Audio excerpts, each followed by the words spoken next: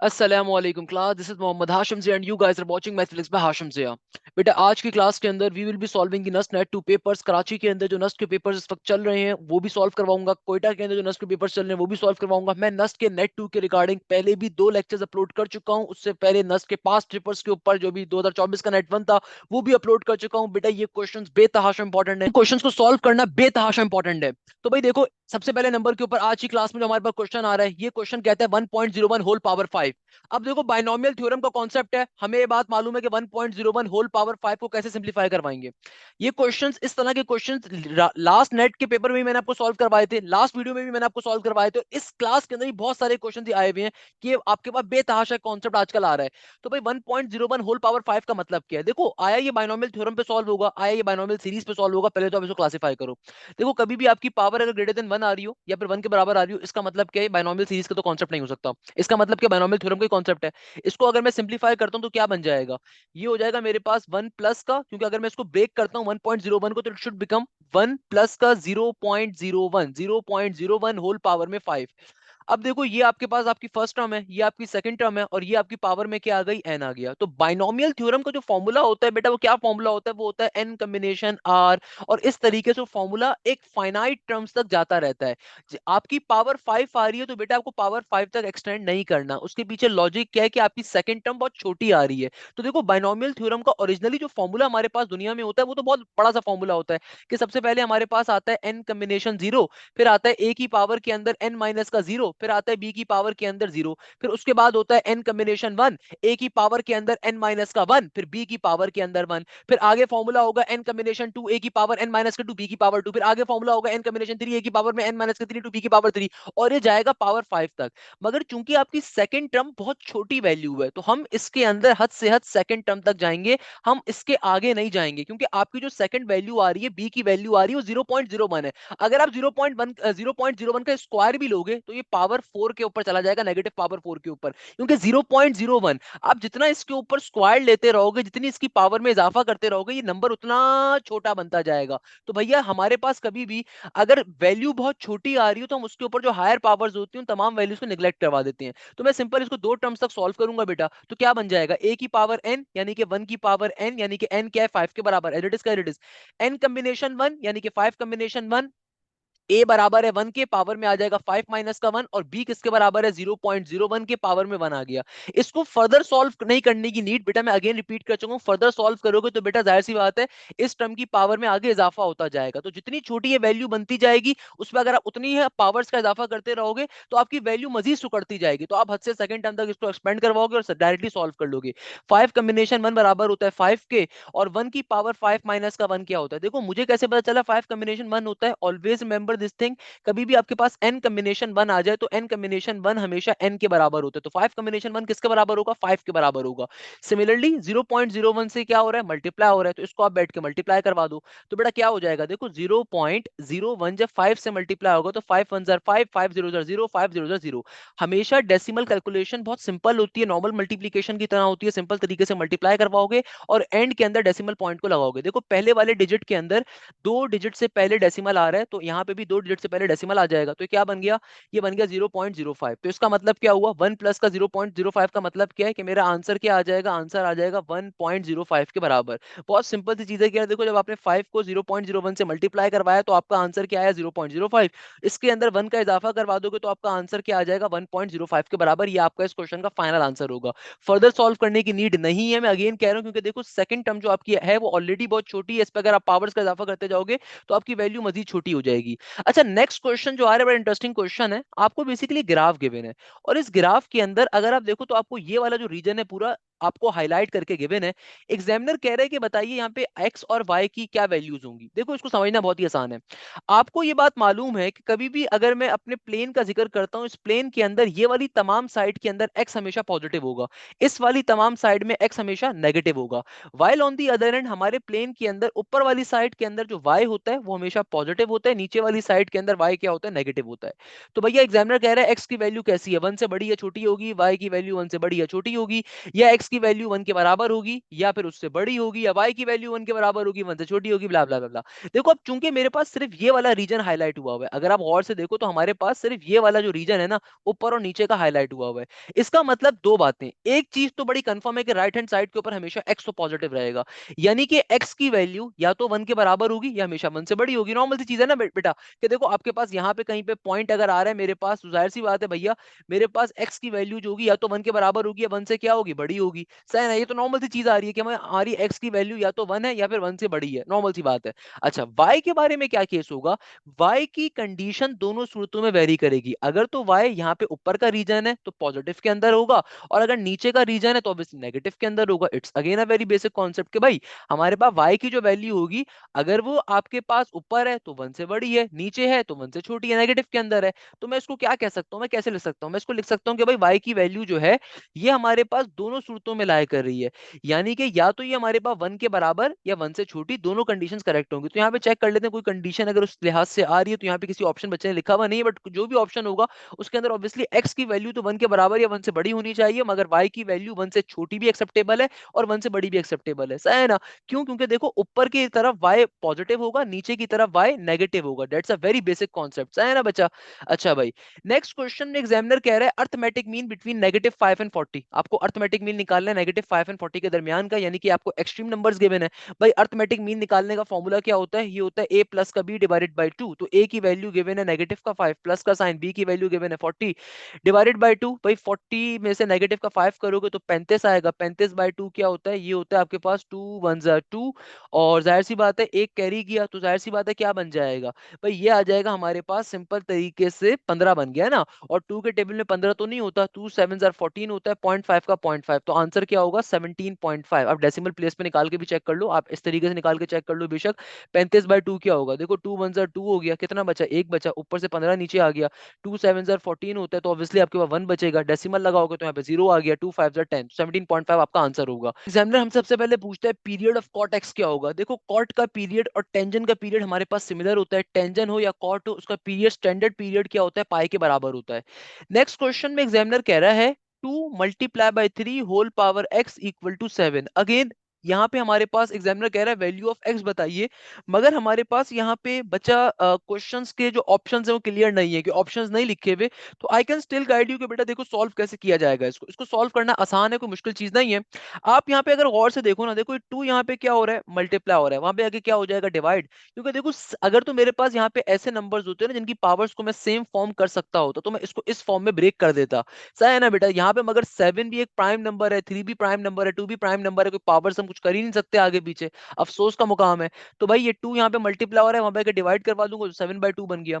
अब देखो ये मुझे x के लिए अगर सॉल्व करना है, x पावर में आ रहा है, तो मैं एक छोटा सा काम ये कर सकता हूँ कि मैं दोनों तरफ ln को अप्लाई कर देता हूँ, तो ये बन जाएगा ln इंटू 3 की पावर x इक्वल टू के बाद आ जाएगा ln 7 बाई 2। अब मैं अगर इसे फर्दर सिंप्लीफाई करूं तो ln की लॉगरिथम की बेसिक प्रॉपर्टी, पावर पहले आ जाएगी, तो ये बन जाएगा x into ln 3 equal to के बाद ln 7 बाई 2।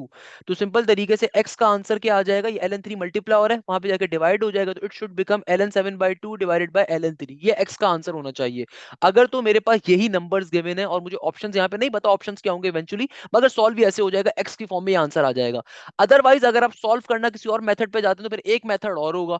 वो मेथड ये होगा कि यार या तो आप जो है ना पहले 7 बाई 2 को आप डेसिमल प्लेस में उसका आंसर निकाल लें।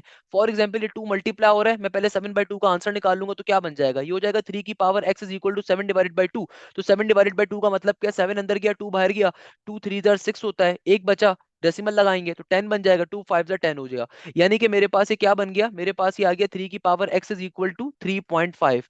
अब मुझे मालूम है कि यार देखो मेरे पास ये क्या बन रहा है, 3 की power x is equal to 3.5, normal सी बात है ना। तो भाई मैं अब यहाँ पे एक काम और ये कर सकता हूँ इसको सिंप्लीफाई करवाने के लिए, और वो क्या कर सकता हूँ कि बच्चा देखो मैं यहाँ से अगेन ln को अप्लाई करूंगा, तो ln अप्लाई करने के ऊपर ये x पहले आ जाएगा, तो ln 3 is equal to ln 3.5 बन गया। और अब आपके पास x की वैल्यू क्या आ जाएगी, x की वैल्यू मेरे पास फॉर्म हो जाएगी ln 3.5 डिवाइडेड बाय ln 3 के। तो एक आंसर इसका ये भी हो सकता है, या फिर इसका एक आंसर हो सकता है कि मैं 3.5 को ब्रेक करवा दूं किसके अंदर, 3 प्लस 0.5 के अंदर, दोनों टर्म्स के ऊपर ln को इंडिविजुअली शिफ्ट करवाऊं, यहाँ से ln 3 जो प्लस हो रहा है वहां पे डिवाइड करवाऊं, उस तरीके से x का आंसर निकालूं। तो अगेन चूंकि ऑप्शंस क्लियर नहीं है, तो what I can tell you 3 basic method to solve this question. Again depend करता है ऑप्शंस क्या होगा। देखो जो भी ऑप्शन होगा उससे बात को पिक करना आपके लिए आसान होगा। नहीं तो एक आसान तरीका पता है क्या है, आसान तरीका ये कि हिट एंड ट्राई मेथड, कि फॉर एग्जांपल x की जो भी वैल्यू आ रही है ना, मैं यहाँ पे x की पावर में वो वैल्यू डालूंगा तो जिसके ऊपर मेरे पास left hand side right hand side के बराबर आ जाएगी, क्वेश्चन उसमें भी सॉल्व हो सकता है। वो भी एक आसान मेथड होता है, कोई मुश्किल चीज नहीं है उसके अंदर भी, सही है ना। वो भी एक नॉर्मल तरीकेकार होता है सॉल्व करने का। बट अगेन डिपेंड करता है कि ऑप्शंस क्या गिवन है, तो उन ऑप्शंस को देखते हुए हम लोगों ने सिंप्लीफिकेशन करनी है। कि फॉर एग्जांपल लेट्स सपोज सबसे आसान मेथड है इसको सॉल्व करने का, वो ये है कि 2 जो यहाँ पे मल्टीप्लायर है वहां पे 7 से डिवाइड करवाया तो यहाँ पे 3.5 आ गया। अब मुझे x की वैल्यू में ऐसी वैल्यू डालनी होगी कि जो भी ऑप्शंस गिवन होंगे बारी बारी, अगर आपको न्यूमेरिक फॉर्म में वैल्यूज गिवन है x की, तो मैं x की वैल्यू डालूंगा जिसके ऊपर मेरे पास लेफ्ट हैंड साइड और राइट हैंड साइड पे 3.5 बन जाए, मेरा करेक्ट आंसर होगा। ऐसे भी हम चल सकते हैं। अगेन डिपेंड करता है यार क्या ऑप्शंस आ रहे हैं उसके ऊपर डिफाइन हो सकता है। अच्छा, द फॉर्मूला फॉर ओजोन यानी कि केमिस्ट्री का क्वेश्चन आ रहा है, KMnO4 पूछा हुआ था। अच्छा नेक्स्ट क्वेश्चन बड़ा इंटरेस्टिंग बच्चे ने दिया हुआ है। ये कह रहा है कि सर आइसोसेलेस ट्रायंगल एक गिवन था और इस आइसोसेलेस ट्रायंगल के अंदर हमें बी और सी की साइड्स आपस में बराबर थी, यानी कि साइड बी और साइड सी बराबर था।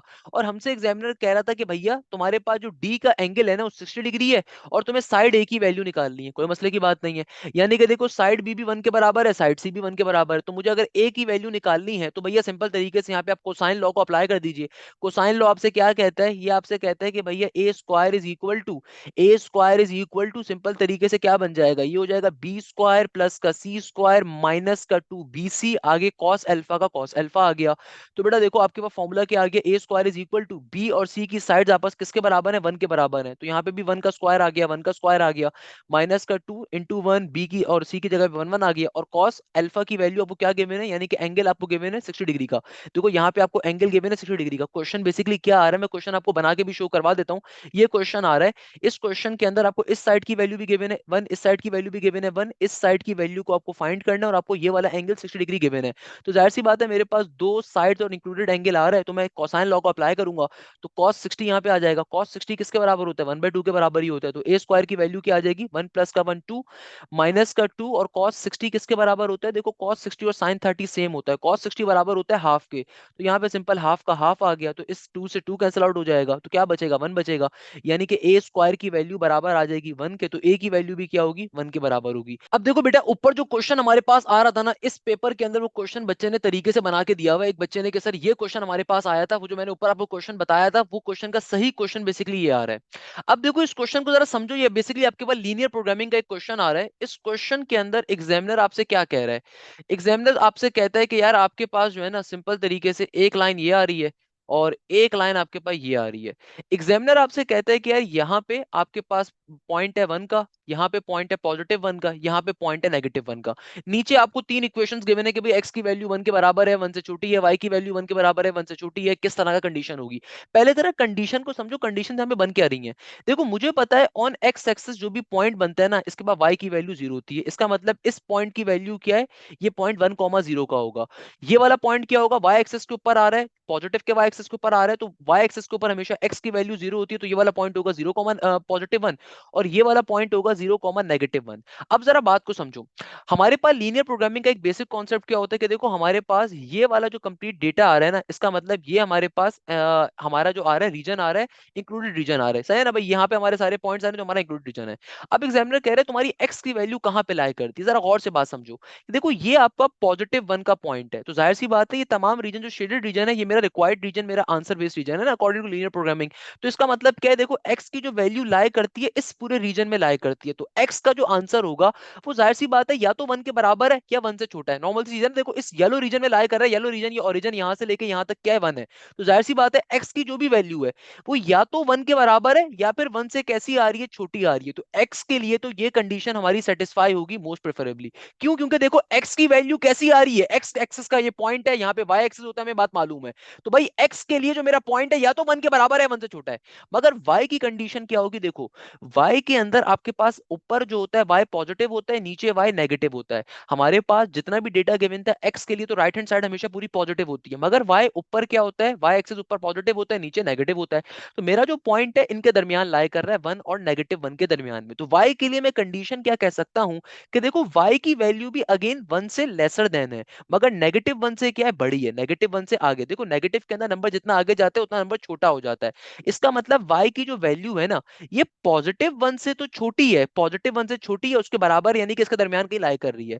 मगर y की वैल्यू जो है बड़ी है किसके मुकाबले में, -1 से बड़ी है। बड़े का मतलब कि भाई नेगेटिव का 0.25 होगा, 0.9 होगा, नेगेटिव में नेगेटिव का 0.8 होगा। तो भाई नेगेटिव में जितना बड़ा नंबर होता है उतना नंबर छोटा होता जाता है। इसका मतलब कि y की वैल्यू -1 के मुकाबले में कैसी है, छोटी है। तो जो भी कंडीशन इसको सेटिस्फाई करेगी वो मेरा करेक्ट आंसर होगा। अब देखो बेटा, हमारे पास नेक्स्ट क्वेश्चन जो आ रहा है बड़ा इंपॉर्टेंट क्वेश्चन है। इस क्वेश्चन में एग्जामिनर कहता है if area of a triangle is equal to parameter of a triangle and base and height have the same length then the length of the third side of a triangle. अब देखो बेटा, always remember this thing, triangle के अंदर कभी भी अगर आपका area और पैरामीटर बराबर है तो ये इक्विलेटरल ट्राइंगल में खाली पॉसिबल हो सकता है, या फिर कॉन्करेंट ट्राइंगल यानी कि वो इक्विलेटरल ट्राइंगल हो गया कि आपके पास एक ऐसा ट्राइंगल एग्जिस्ट कर रहा हो दुनिया में जिसका एरिया और जिसका पर्टिकुलर पैरामीटर आपस में बराबर आ जाए। We all know this thing, area क्या होता है भाई, एरिया हमारे पास होता है इंटरनल की कितना मेरा पर्टिकुलर फिगर बड़ी है, कितनी फिगर छोटी है, कितना फिगर ने रकबा कवर किया, वो मेरा एरिया होता है। वाइल पैरामीटर होता है तमाम साइड्स का सम। अब एग्जामिनर मुझसे कहता है कि यार तुम्हारा जो पर्टिकुलर एरिया आ रहा है ना ट्राइंगल का, वो क्या है, बराबर है किसके, पैरामीटर के। अब देखो एरिया के कई फॉर्मुलाज होते हैं। एरिया का एक फॉर्मूला हमारे पास होता है सिंपल, हाफ का half base multiply by altitude यानी कि बेस मल्टीप्लाई बाय हाइट। तो बेटा देखो, हमारे पास इक्विलेटरल ट्राइंगल का फॉर्मूला क्या होता है, इक्विलेटरल ट्राइंगल के एरिया का फॉर्मूला होता है √3 डिवाइडेड बाय 4 इंटू साइड का स्क्वायर। सही है। अब पैरामीटर क्या होता है, पैरामीटर हमारे पास होता है तमाम साइड्स का सम, तमाम साइड्स का सम। जैसे मैंने आपको बताया कि always remember this thing, area और पैरामीटर दुनिया में सिर्फ एक ही कंडीशन पे बराबर आ सकते हैं, अगर ट्राइंगल का इक्विलेटरल ट्राइंगल एग्जिस्ट कर रहा है, यानी कि ट्राइंगल की तमाम साइड्स आपस में बराबर हैं। तो ऐसे ट्राइंगल का पैरामीटर भी क्या होगा, 3s के बराबर होगा, यानी कि तमाम साइड्स का सम s plus s plus s 3s के बराबर होगा। चूंकि एग्जामिनर ने कहा है कि दोनों आपस में बराबर हैं, तो मैं क्या कह सकता हूँ, ये क्या होगा, ये होगा √3 डिवाइडेड बाय 4 इंटू साइड का स्क्वायर। तो इस s से x कैंसिल आउट हो गया, और भाई अगर मुझे s की वैल्यू चाहिए तो 4 यहाँ पे डिवाइड हो रहा है, ऊपर जाके मल्टीप्लाई हो जाएगा, √3 जो ऊपर मल्टीप्लाई हो रहा है नीचे आके डिवाइड हो जाएगा। तो ये मेरे पास साइड का आंसर आ जाएगा, एक साइड का। यानी कि इसको अगर मैं फर्दर सिंपलीफाई करवाऊं, नीचे वाले रूट को रिमूव करवाऊं, तो नीचे वाले रूट को रिमूव करवाने का एक नॉर्मल मेथड क्या होता है कि आप सिंपल तरीके से कभी भी दुनिया के अंदर अगर डिनोमिनेटर में रूट की वैल्यू आ रही है तो उसी रूट की वैल्यू से मल्टीप्लाई डिवाइड करवाएंगे। तो बेटा √3 3 बन जाएगा, ऊपर वाला 3 कैंसिल आउट हो गया, तो बेसिकली ये क्या आ जाएगा, ये आ जाएगा 4√3 के बराबर। यानी कि आपके पास साइड की वैल्यू क्या आ गई, 4√3 के बराबर आ गई। अब एग्जामिनर आपसे थर्ड साइड मांग रहा है, तो भाई थर्ड साइड हो, फर्स्ट साइड हो, सेकंड साइड हो, सबकी वैल्यू क्या होगी, 4√3 के बराबर। Always remember this thing, whenever the area of a triangle as well as the parameter of a triangle are equal to each other। इसका मतलब क्या होता है, एक ऐसा ट्राइंगल आ रहा है जिसके अंदर आपके पास तमाम साइड्स आपस में बराबर होंगी, इक्विलेटरल ट्राइंगल होगा, उसके बगैर ये पॉसिबल नहीं है।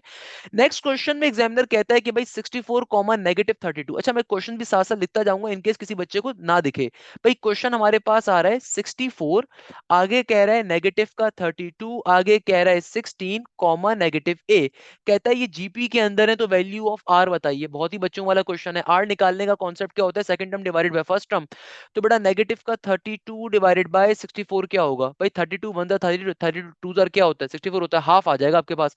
नेगेटिव के हाफ आपके पास होगा आर के बराबर। सिमिलरली 16 बाय -32 क्या होगा, नेगेटिव का हाफ होगा, तो आर की वैल्यू क्या होगी, नेगेटिव के हाफ के।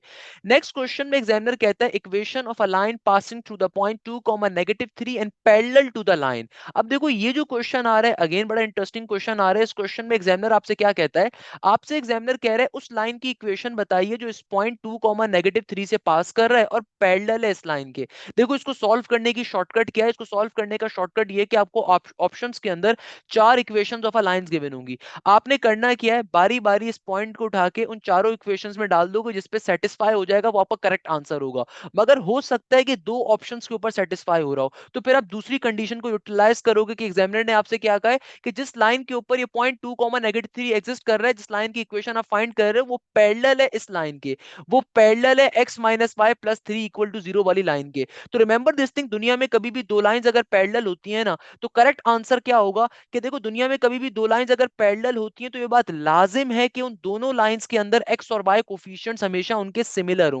कांस्टेंट आपका कुछ भी हो सकता है, तो इसको सॉल्व करने का एक डायरेक्ट मेथड भी है कि आप अपने ऑप्शंस को देखो, जिस ऑप्शन के अंदर भी x माइनस का y एग्जिस्ट कर रहा है या फिर 2x माइनस का 2y एग्जिस्ट कर रहा है, क्योंकि बहुत दफा एग्जामिनर मल्टीपल भी दे देगा कोफिशिएंट के तौर पे, तो आप ऑब्वियसली मल्टीपल को कॉमन ले लोगे। कहने का मकसद ये है कि जिस ऑप्शन के अंदर भी x माइनस का y आ रहा है तो वो आपका करेक्ट आंसर होगा। इसको विद इन सेकंड्स के अंदर आप सॉल्व कर सकते हो, मतलब आपको नॉर्मल मेथड पे जाने की नीड ही नहीं है ना। नॉर्मल मेथड पे क्यों जा रहे हो कि भाई आपको ये बात मालूम है कि यार आपको एक ऐसी लाइन की इक्वेशन निकालनी है जिसके बारे में एग्जामिनर ने बताया अब ये कि वो दूसरी लाइन के पैरेलल है, और जिस लाइन के पैरेलल है उसकी इक्वेशन दी हुई है। तो याद रखिएगा दुनिया में कभी भी दो लाइंस अगर एक दूसरे के पैरेलल होती हैं, उनके एक्स और वाई कोफिशिएंट हमेशा बराबर होते हैं, नॉर्मल सी बात है। अब देखो नेक्स्ट क्वेश्चन में एग्जामिनर क्या रहा है, equation of a line passing through negative root two comma one और root two comma negative one, इस लाइन की इक्वेशन को फाइंड करना है। बहुत ही बच्चों वाला क्वेश्चन है बेटा, कैसे सॉल्व करोगे? देखो अगर मेरे पास एक पॉइंट आ रहा है negative root two comma one और दूसरा पॉइंट आ रहा है under root two comma negative one, equation of a line निकालनी है। भाई पहला वाला पॉइंट आपका x1 y1 बन गया, दूसरा पॉइंट आपका x2 कॉमा y2 बन गया। सॉल्व कर लीजिए इसको, फॉर्मूला आपको मालूम होना चाहिए कि देखो कभी भी आपको एंड पॉइंट फॉर्मूला गिवन हो तो कैसे निकालोगे। y माइनस का y1 की वैल्यू क्या है, वन के बराबर, इक्वल टू के बाद y2 माइनस का y1, तो ये हो जाएगा negative one negative one, negative का वन y2 का, नेगेटिव का साइन फॉर्मूले का, y1 की वैल्यू वन है, सही है ना। डिवीजन में x2 माइनस का x1, तो it should become under root two, minus का साइन फॉर्मूले का और x1 की वैल्यू क्या है नेगेटिव का रूट टू, तो नेगेटिव नेगेटिव प्लस का रूट टू बन जाएगा, इंटू x माइनस का x1, x1 की वैल्यू नेगेटिव का रूट टू है तो नेगेटिव नेगेटिव पॉजिटिव का रूट टू बन गया।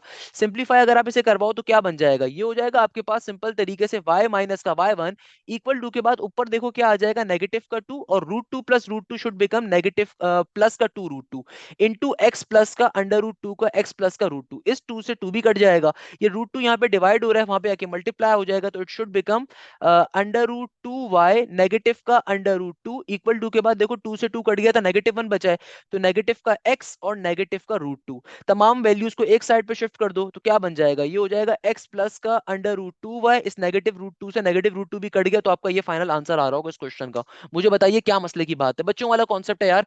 आपको simple equation of the line का फॉर्मूला याद होना चाहिए, दैट इज y माइनस का y1 equal to y2 minus y1 divided by x2 minus x1 into x minus का x1, सिंपल तरीके से सॉल्व करोगे क्वेश्चन सॉल्व हो गया।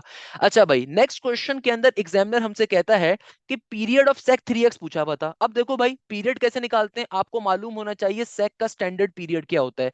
मेरे प्यारे शागिर्दों sec का स्टैंडर्ड पीरियड क्या होता है, sec का स्टैंडर्ड पीरियड होता है 2 पाई के बराबर, मगर एग्जामिनर क्या कह रहे हैं 3x की वैल्यू, sec 3x का।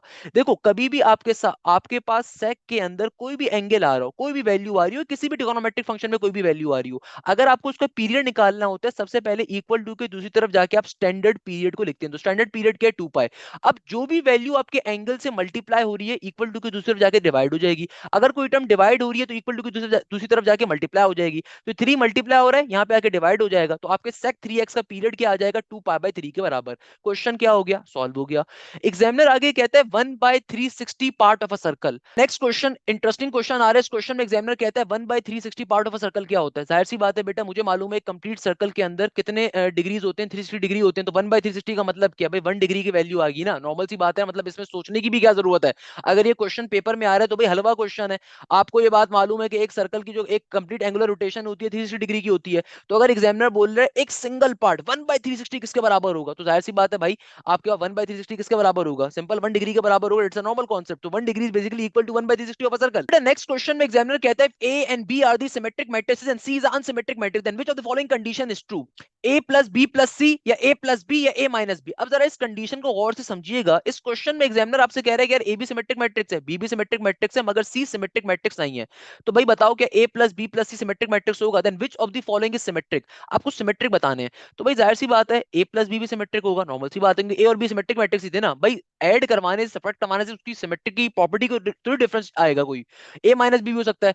क्या आपके पास सिंपल तरीके से जो बोथ 2 एंड 3 भी हो सकता है ऑप्शन कंडीशन करेक्ट होगा वो भी। सिमेट्रिक तो दोनों ही रहेंगे ना, सिमेट्रिक उसके सिमेट्रिक पार्ट थोड़ी चेंज हो रहा है, उसकी प्रॉपर्टी थोड़ी चेंज हो रही है। तो हमारे पास ये तो बड़ा मशहूर क्वेश्चन होता है कि अगेन जी मेन और आईआईटी के अंदर क्वेश्चन आया हुआ है कि भाई आपके पास सिंपल तरीके से क्या है, सिमेट्रिक होता है, बिल्कुल सिमेट्रिक है यार, हमारे पास ए प्लस बी सिमेट्रिक कंसीडर होगा। तो बेटा देखो परफेक्ट कंडीशन आपकी क्या होगी, ए और बी चूंकि सिमेट्रिक मैट्रिक्स है तो अगर इनको ऐड करवाओगे तो ए प्लस बी जो आपका आंसर आएगा वो भी सिमेट्रिक मैट्रिक्स होगा। ए माइनस बी या ए प्लस बी प्लस सी में डाउट रहेगा आपको, उसके पीछे लॉजिक ये है कि भाई सी तो अनसिमेट्रिक था ना। अब देखो बेटा इस क्वेश्चन को आप कैसे सॉल्व करोगे, इस क्वेश्चन में एग्जामिनर आपसे कहता है कि इक्वेशन ऑफ पैराबोला बताइए अगर वर्टेक्स 2,1 के ऊपर और फोकस 4,2 के ऊपर है।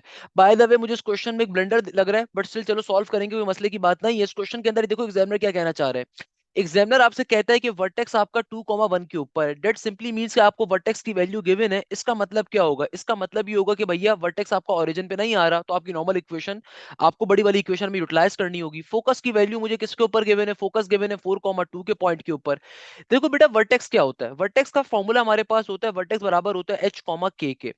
जहां तक मुझे दिख रहा है कि भाई यहाँ पे बच्चे ने गलती करी हुई है, ये बेसिकली आपको वर्टेक्स का जो पॉइंट गिवन होगा ना, ये पॉइंट आपके पास आना चाहिए 1,2 के ऊपर, ताकि अगर मुझे दो पॉइंट्स गिवन है तो हम सिंपल तरीके से अंदाजा लगा सकें कि एक्सिस ऑफ पैराबोला कहां पे आ रहा है। वरना आपको कभी भी एक्सिस ऑफ पैराबोला नहीं पता चलेगा अगर 2,1 का पॉइंट में लेके चलते हो, क्योंकि 2,1 कभी हो नहीं सकता, तो यहाँ पे 1,2 होना चाहिए।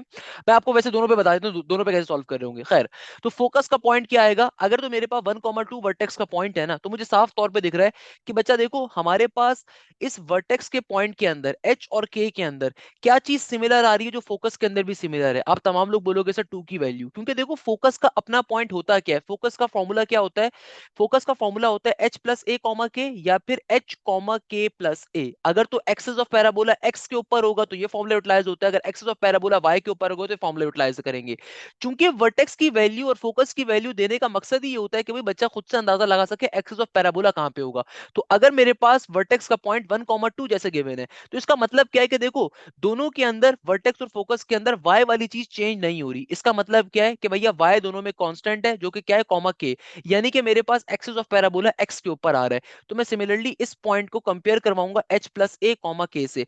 अगर लेट सपोज 2,1 गिवन है, इसका मतलब फिर आपको दोनों पे कंपेयर करवाना पड़ेगा, अलग अलग दो आंसर्स निकालोगे, मगर इतना मुश्किल आपके लेवल पे आ नहीं सकता। इसलिए आई एम डाउटफुल कि यहाँ पे 2,1 नहीं होगा, 1,2 होगा। अगर 2,1 होगा, उसका पैटर्न नहीं बता देता हूँ, परेशान होने की जरूरत नहीं है। अगर 2,1 होगा तो फिर आप सिंपल तरीके से यहाँ पे एच और के तो यही कंसीडर करोगे, मगर जो आपका फोकस का पॉइंट होगा वो एक दफा आप इस पे कंसीडर करोगे, एक दफा इस पे कंसीडर करोगे। तो भाई इसके ऊपर से अलग आंसर निकालोगे, इसके ऊपर से अलग आंसर निकालोगे, और बहुत लंबा काम हो जाएगा। तो आसान तरीका क्या है कि भैया आपके पास ये 1,2 होना चाहिए था, बच्चे ने गलती करी हुई है, सही है ना।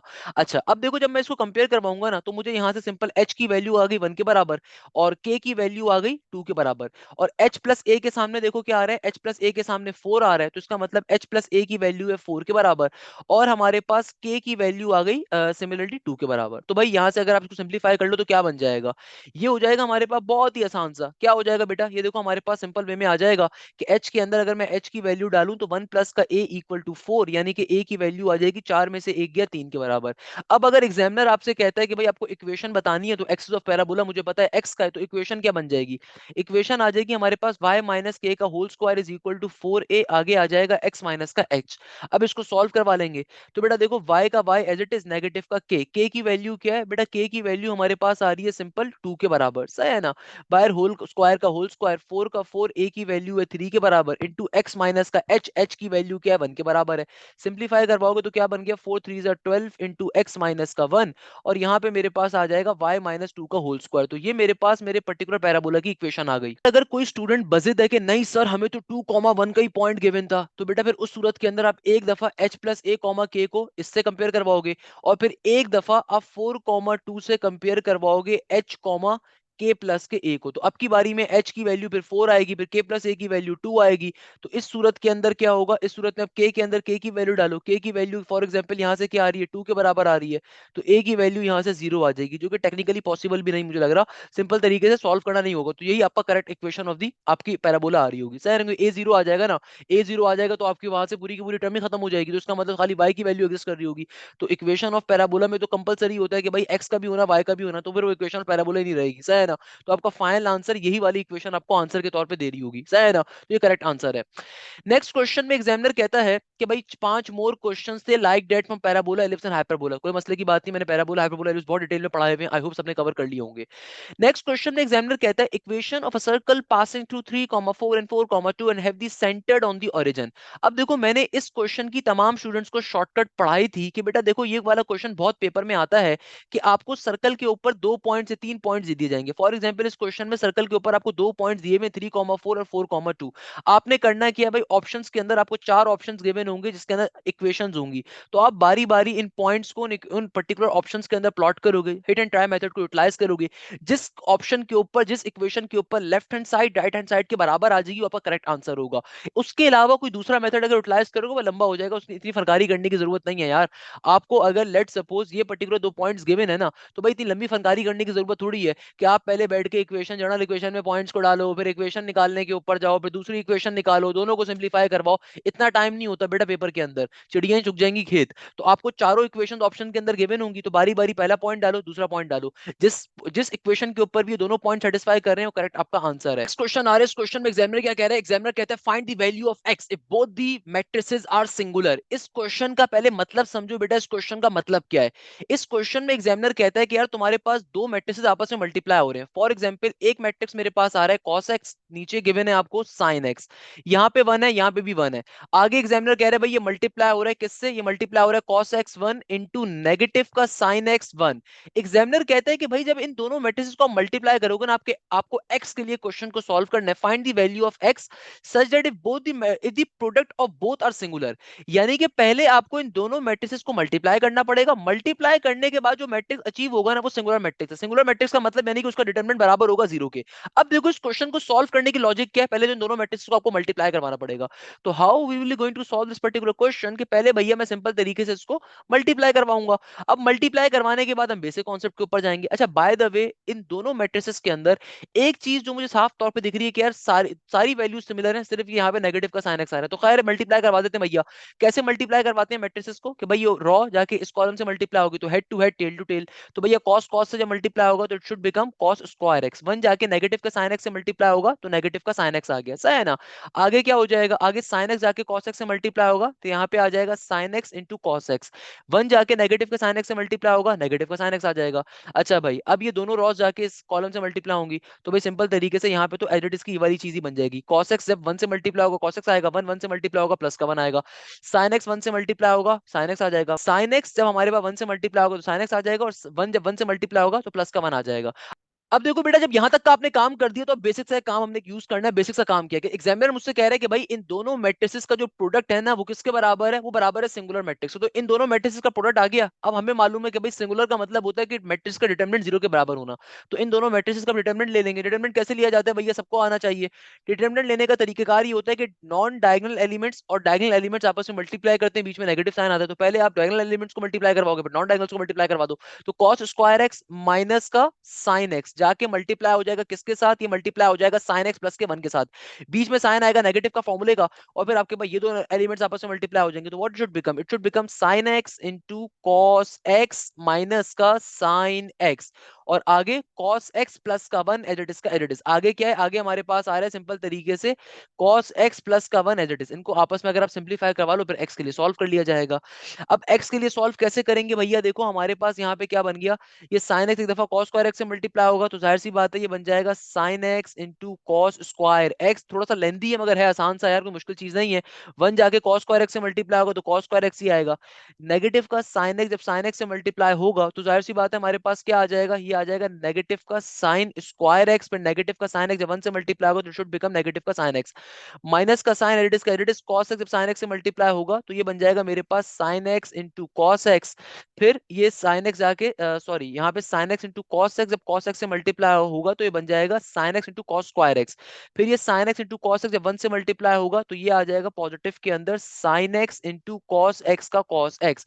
फिर नेगेटिव का साइन जाके जब cos x से मल्टीप्लाई होगा तो इट शुड बिकम नेगेटिव का sin sign x into cos x, और नेगेटिव का साइन जब 1 से मल्टीप्लाई होगा तो नेगेटिव का साइन है, एडिस का एडिस आ गया।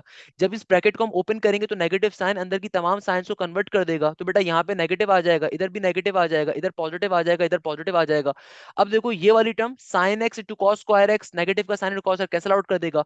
सिमिलरली पॉजिटिव का कॉस स्क्वायर एडिस का एडिस रहेगा, नेगेटिव का साइन स्क्वायर एक्स एडिस का एडिस रहेगा। हमारे पास यहाँ पे एक और वैल्यू क्या है भाई, देखो सिमिलरली ये जो नेगेटिव का साइन एक्स है ये इस पॉजिटिव के साइन एक्स को कैंसिल आउट कर देगा। सिमिलरली ये नेगेटिव का साइन इंटू कॉस एक्स हमारे पास इस पॉजिटिव के साइन इंटू कॉस एक्स को भी कैंसिल आउट कर देगा। तो हमारे पास क्या बन जाएगा, ओवरऑल मैं क्या कह सकता हूँ कि मेरे पास सिंपल क्या बच रहा होगा, हमारे पास बच रहा होगा कॉस स्क्वायर एक्स और नेगेटिव का sine square x equal to के बाद जीरो, नेगेटिव के साइन स्क्वायर को दूसरे भेज दो वहां पे आके पॉजिटिव में कन्वर्ट हो जाएगा, तो आपका बेसिकली कॉस स्क्वायर एक्स इसके बराबर आ जाएगा। ये आ जाएगा आपके पास साइन स्क्वायर एक्स के।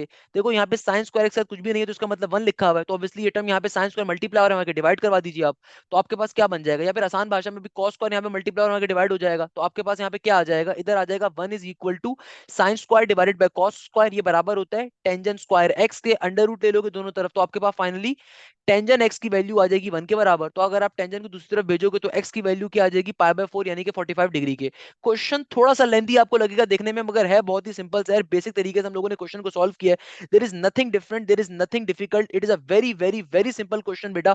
आपको देखने में खाली मुश्किल लग रहा है but believe me basic principles के ऊपर क्वेश्चन को सॉल्व किया गया। अब देखो बेटा इस क्वेश्चन की ओवरऑल लॉजिक में दोबारा पूरी रिपीट कर देता हूं, परेशान होने की जरूरत नहीं है। एग्जामिनर ने बेसिकली आपको दो मैट्रिसेस दिए हुए, आगे से कहते थे product of these matrices are singular, यानी कि भैया आपने सबसे पहले दोनों मैट्रिसेस को आपस में मल्टीप्लाई करवाना है। बेसिक वे में आपने मैट्रिसेस को क्या करवा लिया, मल्टीप्लाई करवाया, इसके बाद आपने डिटरमिनेंट लेना है। देखो मैट्रिक्स का डिटरमिनेंट लेने का तरीकेकार क्या होता है कि सबसे पहले हम इन दो एलिमेंट्स को आपस में मल्टीप्लाई करवाते हैं, बीच में साइन आता है नेगेटिव का, फिर इन एलिमेंट्स को मल्टीप्लाई करवाते हैं। बेसिक मल्टीप्लिकेशन करिए यार, देखो कोई मुश्किल चीज नहीं है कि ये वाले ब्रैकेट से मल्टीप्लाई होगा तो जाहिर सी बात है cos स्क्वायर जाके sin x से मल्टीप्लाई होगा तो cos square x into sin x बन जाएगा। फिर नेगेटिव आपके पास जब cos स्क्वायर 1 से आके मल्टीप्लाई होगा तो प्लस का cos स्क्वायर x आ जाएगा।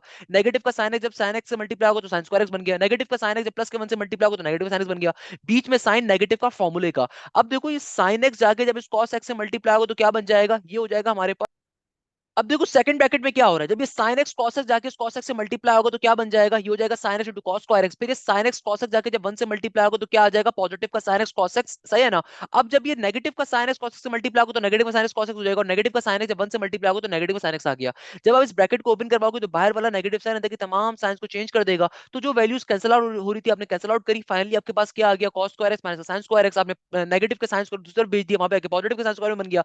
और फिर आपको टेंजेंट बनाना ज्यादा आसान होता है, तो मैंने क्या करा, cos जो यहाँ पे मल्टीप्लाई होता है वहां पे डिवाइड करवा दिया। और देखो cos के साथ कुछ भी नहीं लिखा हुआ, इसका मतलब 1 तो लिखा हुआ है, तो टेंजेंट स्क्वायर x की वैल्यू 1 के बराबर आ गई। तो सिंपलीफिकेशन करने के बाद आपको x की वैल्यू क्या आ जाएगी, पाई बाय 4, क्योंकि टेंजेंट इनवर्स 1 क्या होता है 45 डिग्री, पाई बाय 4 के बराबर होता है। क्वेश्चन क्या हो गया हमारा, सॉल्व हो गया। अब देखो बेटा नेक्स्ट क्वेश्चन में एग्जामिनर कहता है कि भैया डेरिवेटिव लेके बताइए 1 plus root x into 1 minus की रूट एक्स का। अब देखो इस टर्म का डेरिवेटिव कैसे लिया जाएगा, ये भी बड़े मजे की चीज है कि भाई आपके पास क्वेश्चन आ रहा है 1 plus root x into 1 minus की रूट एक्स का डेरिवेटिव।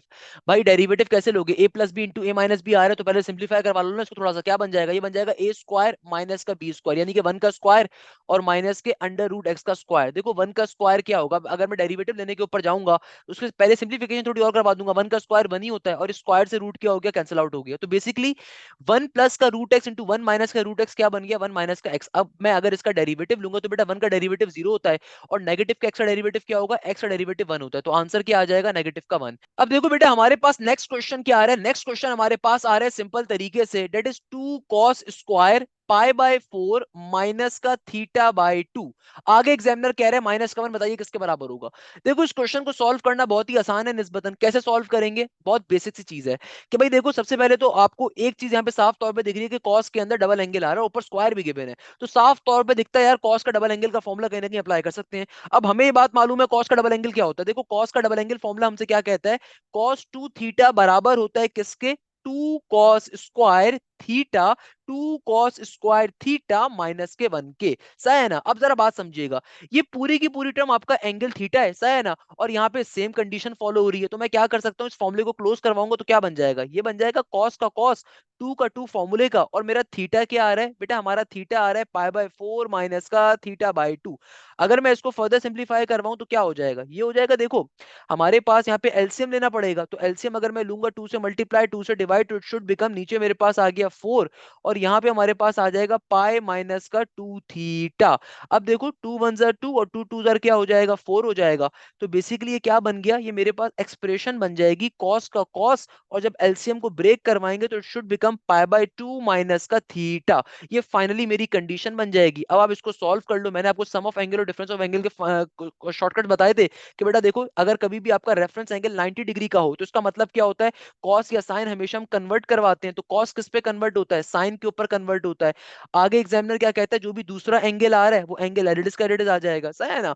और यहाँ पे अब हमें ये देखना है कि आया ये पॉजिटिव में होगा या आया ये नेगेटिव के अंदर होगा। उसके लिए हम क्या करेंगे, उसके लिए हम देखेंगे एंगल क्या आ रहा है। भाई एंगल आ रहा है पाई बाय 2 माइनस का थीटा, यानी कि फर्स्ट क्वाड्रेंट के अंदर हमेशा कॉस या तमाम ट्रिगोनोमेट्रिक फंक्शन कैसे होते हैं, पॉजिटिव होते हैं। तो करेक्ट आंसर क्या होगा, प्लस का साइन थीटा हमारा करेक्ट आंसर होगा। देखो इस क्वेश्चन को सॉल्व कैसे करेंगे, आपके पास इस क्वेश्चन में अक्सर बच्चे कंफ्यूज हो जाएंगे। बेटा बहुत सिंपल सा क्वेश्चन आ रहा है आपके पास, सिंपल तरीके से यहाँ पे डबल एंगल का फॉर्मुला क्लोज हो रहा है। मैंने डबल एंगल का फॉर्मुला क्लोज करना है। डबल एंगल का फॉर्मुला क्या कहता है, डबल एंगल का फॉर्मुला कहता है cos 2 theta is equal to 2 cos square theta minus के 1 के, सही है ना।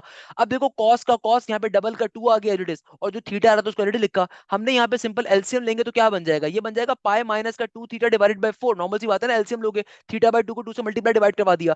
अब इस 2 से नीचे वाला 4 क्या हो गया, कैंसिल आउट हो गया। तो बेसिकली आपका ये क्या बना होगा, ये आपका बन गया आपके पास सिंपल तरीके से cos का cos, और ऊपर अब आपके पास आ गया पाई माइनस का 2 थीटा डिवाइडेड बाय 2। तो यहाँ पे एलसीएम आप वापस से ब्रेक करवाओगे तो क्या बन जाएगा, ये हो जाएगा पाई बाय 2 माइनस का 2 थीटा बाय 2, 2 से 2 कट गया तो क्या बन गया पाई बाय 2 माइनस का थीटा।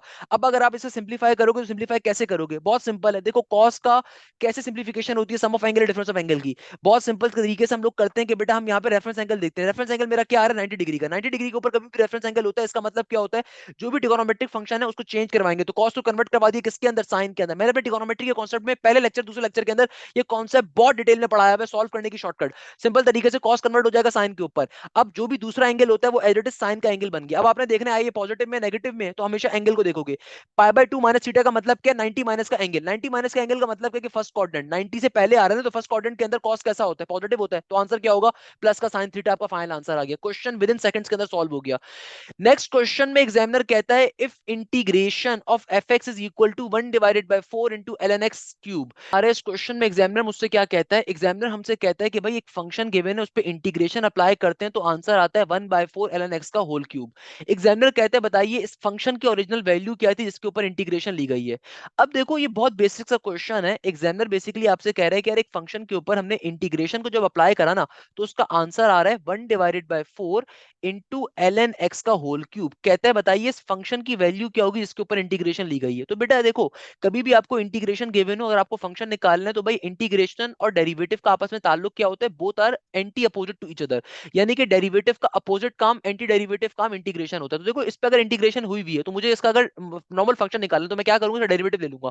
इसका डेरिवेटिव कैसे लेंगे, देखो ये 1/4 का 1/4 पहले आ गया, इस कंप्लीट टर्म को अगर नीचे से ऊपर लेके जाऊं तो क्या बन जाएगा, ऊपर जाके एल एक्स की पावर में -3। तो सिंपल तरीके से डेरिवेटिव इसका ले लीजिए, क्या बन जाएगा, पावर फॉर्मूला अप्लाई करिए, पावर पहले आ जाएगी, पावर में से एक माइनस करके जब आप लिखेंगे तो नेगेटिव का 3 नेगेटिव का 1 क्या हो जाएगा, नेगेटिव का 4, और फिर बेस का डेरिवेटिव एल एन एक्स का डेरिवेटिव होता है 1/x के बराबर। तो यानी कि अगर मैं इसको तरीके से लिखूं तो मेरा एक क्वेश्चन क्या बन गया, ये मेरा हमारा फंक्शन एफ एक्स की वैल्यू क्या आ गई, ये आ गई नेगेटिव का 3/4, और एल एन एक्स की पावर में -4 आ रहा है, इसको पॉजिटिव करने के लिए ऊपर से नीचे फेंक देंगे। तो ये मेरे पास पर्टिकुलरली मेरा फंक्शन होगा। इस फंक्शन का अगर मैं इंटीग्रेशन लूंगा ना बेटा, तो ये मेरे पास आएगा किसके बराबर, ये मेरे पास आएगा सिंपल तरीके से 1/4 एल एक्स क्यूब के बराबर। आप चेक करना चाहते हैं कि भाई आपने सही काम किया गलत काम किया, तो उसका आप इंटीग्रेशन लेके चेक कर लो। इंटीग्रेशन लेके कैसे चेक कर लो भाई, इंटीग्रेशन का पावर फॉर्मूला अप्लाई करके चेक कर लो, तो आपको साफ पता चल जाएगा आपने काम सही किया गलत किया। तो भाई इसके ऊपर इंटीग्रेशन का पावर फॉर्मूला अप्लाई करोगे तो पावर फॉर्मूला क्या कहता है कि भाई बेस का डेरिवेटिव होना चाहिए, तो एल एक्स का डेरिवेटिव 1/x एग्जिस्ट कर रहा है, तो आप पावर फॉर्मूला अप्लाई करोगे तो वापस से आपको यही कंडीशन मिल जाएगी। इसका मतलब आपने सही काम किया। क्वेश्चन क्या हो गया हमारा, सॉल्व हो गया। नेक्स्ट क्वेश्चन में एग्जामिनर कहता है sum of the n natural numbers का फॉर्मूला। बेटा sum of the n natural numbers का फॉर्मूला क्या होता है, ये होता है n into n plus one divided by 2। Next question में एग्जामिनर कहता है 4 coins are toss simultaneously, find the probability of getting at least one head. तो बेटा सबसे पहले 4 कॉइन्स के केस का टेबल डिजाइन करोगे। मैंने ये टेबल आपको ऑलरेडी बना के दिखाया हुआ है, इसी लेक्चर के अंदर आप आगे जाओगे तो मैंने ये टेबल के क्वेश्चन ऑलरेडी सॉल्व करवाए हुए हैं। ये कल के दिन भी आए थे नेट के पेपर के अंदर, आज दोबारा नस के नेट 2 में आया हुआ, तो कोई मसले की बात नहीं है। मैंने इस वीडियो के अंदर आप आगे जाओगे ना, वहां पे मैंने करवाया हुआ है कि आप सिंपल तरीके से टेबल को डिजाइन करोगे। पहले आपको मालूम है कि भैया 4 कॉइन्स के केस में टोटल नंबर ऑफ केसेस कितने होंगे, 16 होंगे। एटलीस्ट वन हेड का मतलब क्या होगा, एटलीस्ट वन हेड का देखो मतलब ये होता है कि आपके पास कम से कम एक हेड हो, यानी कि उससे ज्यादा। एटलीस्ट एटलीस्ट के केस में हमेशा हम नीचे से ऊपर जाते हैं। तो एटलीस्ट वन हेड का मतलब क्या है कि मैं ना सिर्फ वन काउंट करूंगा बल्कि वन से ज्यादा जितने भी हेड आ रहे होंगे सारे काउंट होंगे।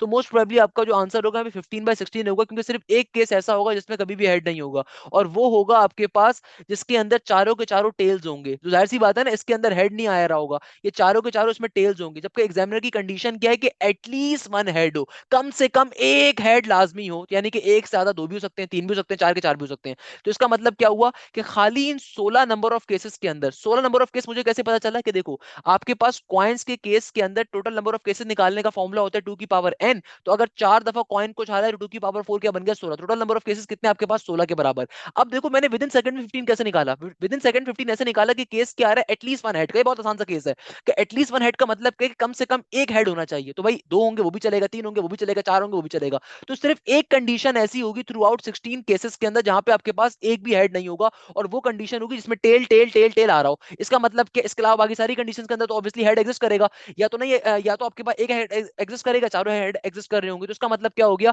कि भाई खाली एक कंडीशन ऐसी होगी टेल टेल टेल वाली जिसमें हेड नहीं आ रहा होगा। तो टोटल नंबर ऑफ केसेस क्या बन गए 15/16 आगे प्रोबेबिलिटी। क्वेश्चन चुटकी बजा के सॉल्व हो गया। इस क्वेश्चन में एग्जामिनर हमसे कहता है क्वेश्चन नंबर 19 के अंदर a deck of 52 cards drawn, two cards are chosen, find the probability of getting a king and ace. अब देखो इस क्वेश्चन को सॉल्व कैसे किया जाएगा। इस क्वेश्चन में एग्जामिनर आपसे थोड़ी सी चालाकी कर रहा है। एग्जामिनर आपसे क्या कहता है कि यार देखो 52 पत्तों के जो कार्ड्स है ना, वो आपने क्या उसमें से दो कार्ड्स को आपने चूज करना है, प्रोबेबिलिटी बताओ या तो किंग आए या एस आए। अच्छा क्वेश्चन बच्चे ने अभी पूरा नहीं लिखा हुआ, मेरे पास जो एक और पेपर आया था उसमें बच्चे ने पूरा क्वेश्चन लिख के दिया हुआ है कि बेटा क्वेश्चन आपके पास बेसिकली ये आया था कि एग्जामिनर आपसे कह रहा था कि भैया आपके पास two cards are drawn from the 52 cards deck, first drawn and then replace, find the probability first is a king and ace. यानी कि आपको एग्जामिनर ने ये कहा हुआ है कि भैया आपने क्या करना है, रिप्लेसमेंट अलाउ है।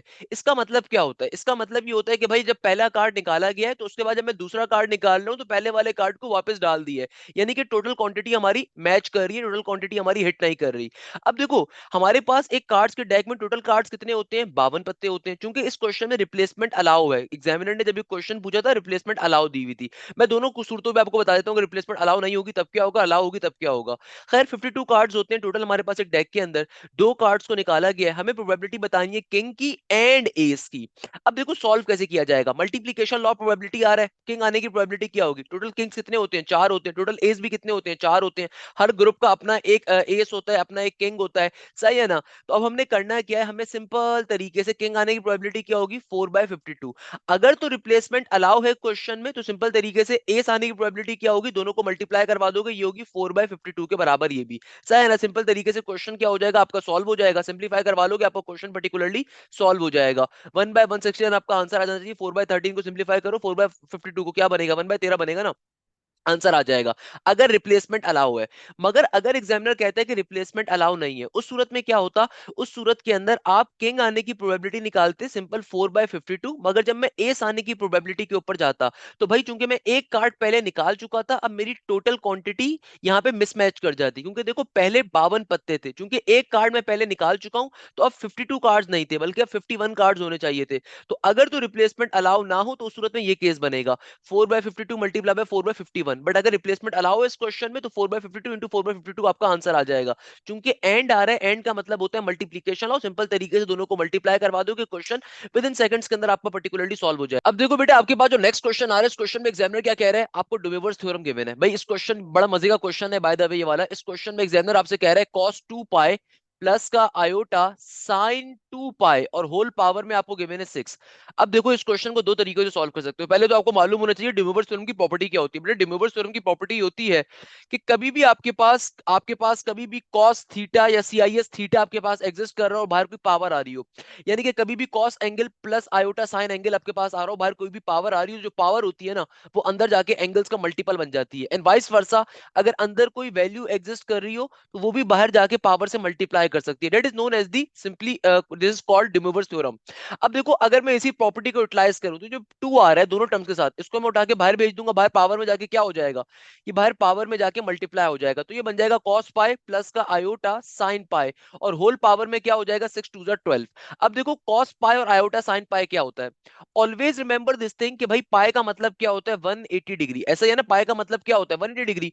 हमेशा याद रखिएगा आपको साइन एक्स एक्सिस के ऊपर जो वैल्यूज देता है ना, साइन की बात कर रहा हूं, साइन एक्स एक्सिस के ऊपर आपको वैल्यूज हमेशा जीरो देता है एक्स एक्सिस के ऊपर, वाइल कॉस आपको हमेशा एक्स एक्सिस के ऊपर वैल्यू +1 और -1 देता है। इसका मतलब क्या हुआ कि बेटा साइन जीरो की वैल्यू भी जीरो होती है, साइन 180 की वैल्यू भी जीरो होती है, मगर कॉस जीरो की वैल्यू 1 होती है और कॉस 180 की वैल्यू -1 होती है। इस बेसिक से कॉन्सेप्ट को हमेशा याद रखिएगा कि एक्स एक्सिस के ऊपर sine always give you the 0 degree, zero value, while on the x axis cos always provide the 1 and -1, यानी कि 0 डिग्री के ऊपर 1 देगा और 180 के ऊपर -1 देगा। तो cos पाई इसका मतलब किसके बराबर होता है, -1 के, आयोटा का आयोटा, और sin पाई किसके बराबर होता है, 0 के। होल पावर में क्या है, 12, तो -1 की पावर में अगर 12 आ जाए तो आंसर क्या होगा, पॉजिटिव का 1, क्योंकि 12 एक कैसा नंबर है, इवन नंबर है।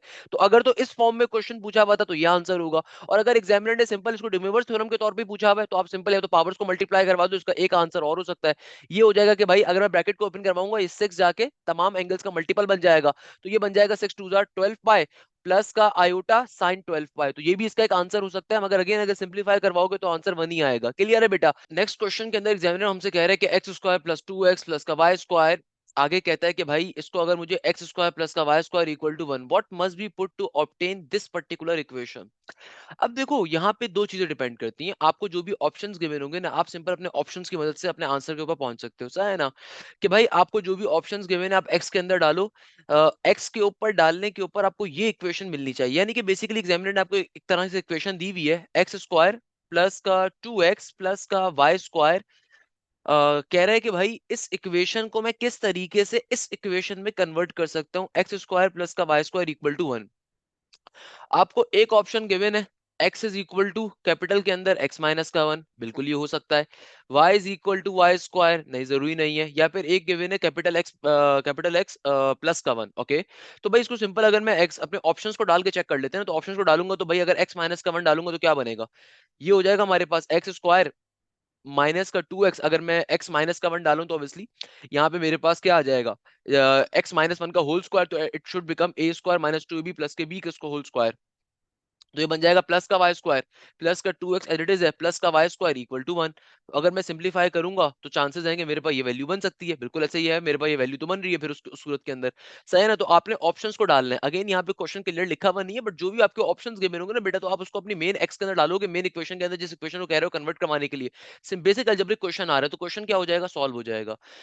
नेक्स्ट क्वेश्चन में एग्जामिनर कहता है concurrency of the three lines when they are perpendicular. अच्छा, अब देखो भैया आपको सिंपल तरीके से एक बेसिक कॉन्सेप्ट है, आपको एग्जामिनर कॉन्करेंसी निकालने को दे रहा है तीन लाइंस की, हमें बात मालूम है दुनिया में कभी भी तीन लाइंस अगर कॉन्करेंट होती है ना, तो ऑलवेज रिमेंबर दिस थिंग, आप उन तीनों लाइंस का डिटरमिनेंट लेते हो तो आंसर हमेशा जीरो के बराबर आता है। सर इसका मतलब क्या हुआ, इसका मतलब ये हुआ कि पहली लाइन की जो भी इक्वेशन होगी a1 b1 c1, दूसरी लाइन की जो भी इक्वेशन होगी date should be a2 b2 c2, और थर्ड लाइन की जो भी इक्वेशन होगी उससे a3 b3 c3 निकालने के बाद उसको उनका आप डिटरमिनेंट लोगे, डिटरमिनेंट का आंसर अगर जीरो के बराबर आता है इसका मतलब लाइंस क्या होती है, कॉन्करेंट होती है, सही है ना। तो ये आपसे एग्जामिनर ने कहा हुआ है। अच्छा, इसमें एग्जामिनर एक और बात कह रहे हैं, दे आर आल्सो परपेंडिकुलर, कोई मसले की बात नहीं, आपने बेसिकली कॉन्करेंट लाइंस को चेक करना है, तो कॉन्करेंट लाइन की इटसेल्फ कंडीशन बहुत हैवी होती है, तो भाई कॉन्करेंट लाइन की कंडीशन के ऊपर भी चेक करोगे तो आपको जो भी वैल्यू निकालनी होगी इजीली उस वैल्यू को फाइंड आउट कर सकते हो। यहाँ पे बच्चे ने वैल्यूज नहीं बताई हुई इसलिए वी कैन नॉट से, बट यहाँ पे सिंपल सा क्वेश्चन है। अब देखो बेटा आपके पास जो नेक्स्ट क्वेश्चन आ रहा है, it is one of the most important question. इस क्वेश्चन में एग्जामिनर कहता है आपसे, a straight wire bends into the semi circle having the radius 5 centimetre, then what is the length of the wire. अब देखो इस क्वेश्चन को solve कैसे किया जाएगा, ये बड़ा बेहतरीन क्वेश्चन आ रहा है, इस क्वेश्चन को सॉल्व करने की लॉजिक क्या होगी। देखो इस क्वेश्चन में एग्जामिनर आपसे कहता है कि यार तुम्हारे पास जो है ना एक स्ट्रेट लाइन थी जिसको तुमने बेंड करके एक सेमी सर्कल बना दिया जिसका रेडियस 5 सेंटीमीटर आ रहा है, तो बताइए लेंथ ऑफ द वायर क्या होगी। अब देखो सेमी सर्कल होता क्या है, सेमी सर्कल होता है सर्कल का आधा हिस्सा, यानी कि लेट अस कंसीडर कि मेरे पास एक सर्कल आ रहा है उसका आधा हिस्सा ये होगा, जाहिर सी बात है ना, तो मैं रिमेनिंग सर्कल को रिमूव कर देता हूं ताकि आपको बात जरा अच्छे से समझ में आ जाए। फॉर एग्जाम्पल ये मेरा सेमी सर्कल आ रहा है, इसका एग्जामिनर कह रहा है कि भैया हाफ सर्कल जो है ना ये आपको गिवन है। एग्जामिनर आपसे बड़ी मजे की एक बात कर रहा है, एग्जामिनर कहता है कि यार तुम्हारे पास जो है ना इस सर्कल का रेडियस गिवन है। अब देखो रेडियस क्या होता है, रेडियस हमारे पास होता है कि भाई मेरा जो भी सर्कल आ रहा है उसका उसका जो रेडियस है ना, यानी कि उसका जो सेंटर से लेके किसी भी कोने तक का डिस्टेंस रेडियस होता है। एग्जामिनर ने आपसे स्टार्टिंग में क्या बात करी कि एक लंबी सी स्ट्रेट लाइन थी जिसको बेंड करके हमने सेमी सर्कल ये बनाया है। अब देखो अगर मुझे उस लाइन की लेंथ को फाइंड करना है तो एक आसान सी चीज जहन में आती है कि सर अगर हमें कभी भी सर्कल की लेंथ को फाइंड करना होता है, यानी कि सर्कल की साइड्स को फाइंड करना होता है, तो सर्कल में साइड तो होती नहीं है, तो हम सर्कमफेरेंस निकाल लेते हैं। तो सर यहाँ पे भी तो हम यही काम कर सकते हैं कि हम हाफ पैरामीटर यानी कि हाफ सर्कमफेरेंस को ले लें, तो आंसर आ जाना चाहिए। मगर in case of semi circle ये कभी ट्रू नहीं होता। उसके पीछे मैं लॉजिक बता देता हूँ कि बेटा देखो, सर्कमफेरेंस के अंदर कभी भी अगर आपको सेमी सर्कल का सर्कमफेरेंस निकालना हो या पैरामीटर निकालना हो, तो भैया उसको निकालने के लिए हमारा बेसिक कॉन्सेप्ट क्या होता है? Always remember this thing, the perimeter of the semi circle is basically half of the original circle circumference. यानी कि जो भी ओरिजिनल सर्कल का सर्कमफेरेंस होगा ना, एक तो ये उसके हाफ के बराबर होगा। अब सर्कल का सर्कमफेरेंस क्या होता है? 2 पाई आर होता है, तो ये उसके हाफ आ गया, सही है ना? फिर प्लस के साइन के बाद सर्कल का जो डायमीटर होता है ये उसके बराबर होता है। अब आप सोचो कि सर डायमीटर क्यों ले रहे हैं? क्योंकि देखो दो चीजें हैं, हमारे पास ना सिर्फ एक सर्कल आधा है, बल्कि देखो ना ये लाइन भी तो आ रही है ना, ये वाली नीचे वाली लाइन भी तो आ रही है, तो ये सर्कल का डायमीटर हो गया। तो बेटा हमेशा इस कॉन्सेप्ट को अपने जहन में रखिएगा, कभी भी अगर आपको सेमी सर्कल का पैरामीटर फाइंड करना है, तो सेमी सर्कल का पैरामीटर क्या होता है कि देखो, एक तो उसके अंदर ये जो आपके पास हाफ सर्कल आ रहा है ना, इसका सरकमफेरेंस होगा, और साथ में ये नीचे वाली लाइन भी तो आ रही है ना, तो ये डायमीटर होगा। तो लेंथ आपके पास जो वायर की लेंथ आएगी, जिस वायर की लेंथ को आपने बेंड करने के बाद, तोड़ मरोड़ करने के बाद एक हाफ सर्कल बनाया है, उसकी लेंथ को फाइंड करने का फॉर्मूला ये होगा। अब इसको फाइंड कर लेते हैं, कैसे निकालेंगे? देखो 2 से 2 कट गया, तो यहाँ पे आ गया पाई आर। प्लस का डायमीटर क्या होता है? हमें ये बात मालूम है कि डायमीटर बराबर होता है दुनिया के अंदर किसके बराबर होता है भैया? ट्वाइस ऑफ रेडियस के। आपको रेडियस क्वेश्चन में गिवन था, किसके बराबर गिवन था? 5 सेंटीमीटर के बराबर गिवन था। तो ये आ गया 5 पाई प्लस का 2 इंटू 5 का 5, तो क्या बन गया? 5 टू जा 10।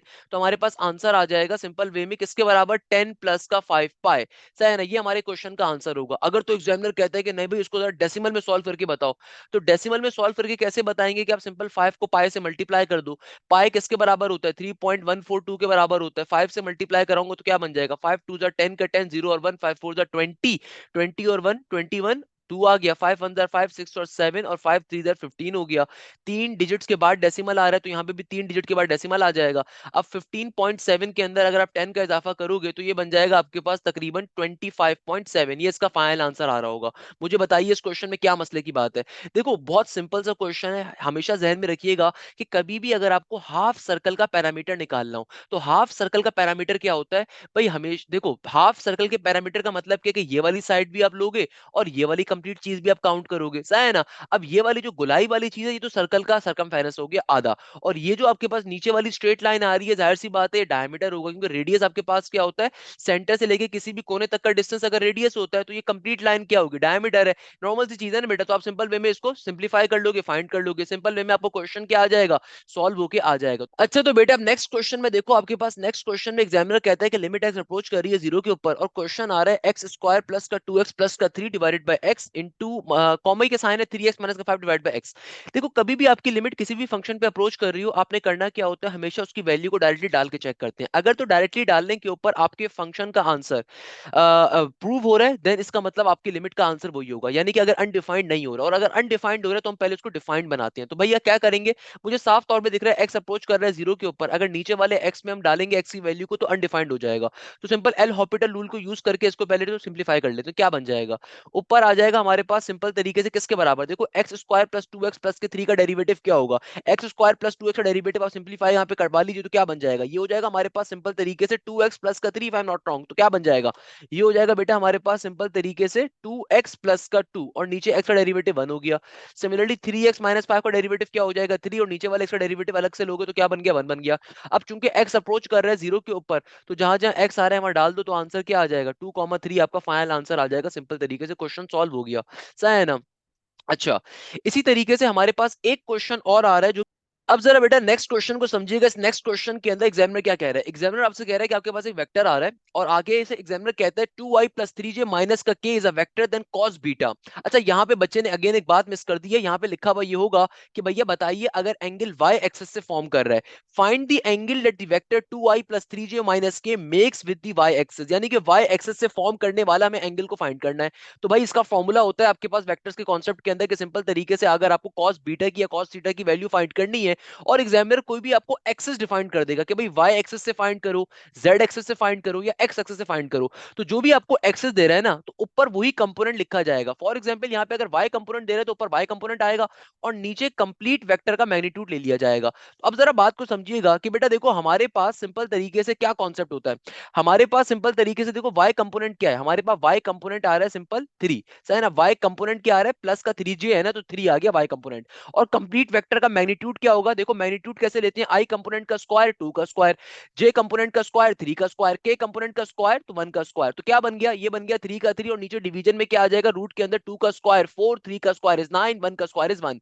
तो आंसर क्या आ जाएगा आपके पास, आंसर आ जाएगा cos theta is equal to या फिर cos beta is equal to 3 का 3 डिवीजन के अंदर 4 प्लस का 9 क्या बन गया आपके पास 13, 13 प्लस का 1 14। तो ये बन गया आपके पास cos beta is equal to 3/14। आसान भाषा में अगर आप बीटा की वैल्यू फाइंड करना चाह रहे हो cos को दूसरे में भेजोगे तो क्या बन जाएगा, cos inverse 3 divided by root 14। Question क्या हो गया आपका, सॉल्व हो गया बेसिक वे में। नेक्स्ट क्वेश्चन जो आ रहा है ना, इसमें अक्सर बच्चे कंफ्यूज हो जाते हैं। इस क्वेश्चन में एग्जामिनर कहता है which of the following is the infinite divergent series. इसका मतलब क्या होता है, देखो आपके पास दुनिया में डाइवर्जेंट या कन्वर्जेंट सीरीज क्या होती है।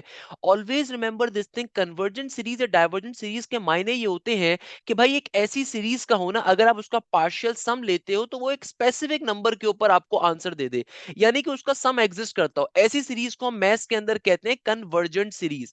ऐसी सीरीज को हम मैथ्स में क्या कहते हैं, कन्वर्जेंट सीरीज। इसकी मैं एक एग्जांपल अगर आपको बताऊं ना, फॉर एग्जांपल लेट सपोज आपके पास आ जाए 1/2, आगे आ जाए प्लस का 1/4, आगे आ जाए प्लस का 1/8, आगे आ जाए प्लस का 1/16 और ये कहानी चलती जाए। अब देखो अगर आप इनका पार्शियल सम लोगे, पार्शियल सम का मतलब क्या होता है कि अभी आपके पास टर्म्स आ रही हैं, अगर आप इनका पार्शियल सम निकालो कि लेट सपोज आपको मालूम है कि आपकी टर्म 1 है तो यही आपका S1 भी होगा, मगर आपके पास फिर S2 क्या होगा, देखो जो सम होता है ना उसके अंदर अब आप पहली दो टर्म्स को इजाफा करोगे, जो इनका इजाफा करोगे तो it should become something like 3/4। इसी तरीके से पार्शियल सम आपके पास नेक्स्ट जो आएगा वो 7/8 आएगा। यानी कि इसको जब आप ऐड करवाओगे ना तो तकरीबन ये आपको 1 के बराबर मिल जाएगी, यानी कि आपकी जो लिमिट आपको मिल जाएगी, आपको पार्शियल सम आपका एक स्पेसिफिक नंबर, एक फाइनाइट नंबर तक मिल जाएगा। तो ये कहलाती है कन्वर्जेंट सीरीज, यानी कि एक ऐसी सीरीज जिनका पार्शियल सम किसी स्पेसिफिक नंबर के ऊपर जा रहा हो। वाइल डाइवर्जेंट सीरीज एक ऐसी सीरीज होती है जिनका पार्शियल सम जो होता है ना कभी किसी लिमिट को अप्रोच नहीं करेगा, किसी स्पेसिफिक नंबर को अप्रोच नहीं करेगा। उसकी बड़ी बेहतरीन एग्जांपल आपका ये ऑप्शन नंबर 1 ही आ रहा है। अगर आप इस ऑप्शन नंबर 1 को देखो ना, इसमें क्या लिखा हुआ है, 1 प्लस का 3 प्लस का 5 प्लस का 7 और आगे आपसे एग्जामिनर कह रहा है प्लस का dot dot dot dot dot. जरा इस बात को समझिएगा। अब देखो अगर आप इसका पार्शियल सम निकालोगे तो पहला तो 1 ही आएगा। अब 3 प्लस 1 क्या होगा, 3 प्लस 1 हमारे पास होता है 4 के बराबर। अब नेक्स्ट जो सम आएगा मेरे पास वो क्या आएगा, देखो सम के अंदर हम टर्म्स को ऐड करते जाते हैं। तो लेट्स सपोज टर्म 1 है यही S1 होती है, मगर जो सम 2 होता है उसमें टर्म 1 प्लस टर्म 2 होती है।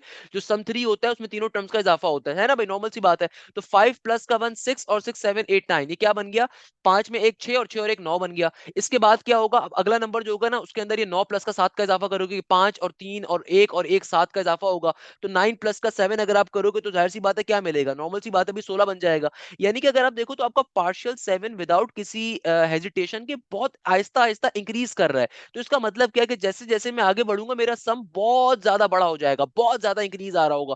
तो ये किसी भी स्पेसिफिक अमाउंट तक के ऊपर जमा नहीं होगा, ये इंक्रीज करता जाएगा, ये इन्फिनिटी तक जाता जाएगा। तो इसका मतलब क्या हुआ कि इनफिनाइट डाइवर्जेंट सीरीज कौन सी है, ऑप्शन नंबर ए है। ऑप्शन नंबर 2 हो नहीं सकता क्योंकि उसके एंड में बेसिक नंबर गिवन है। ऑप्शन नंबर जो 4 है ना, इसके अंदर भी अगर आप गौर से देखोगे तो बेटा आपको जो वैल्यूज गिवन है वो किसी एक नंबर के ऊपर जाके लिमिट आपको मिल जाएगी वहां पे, कि अगर मैं इनको इनका पार्शियल सम लूंगा तो मुझे कोई ना कोई स्पेसिफिक नंबर मिल जाएगा।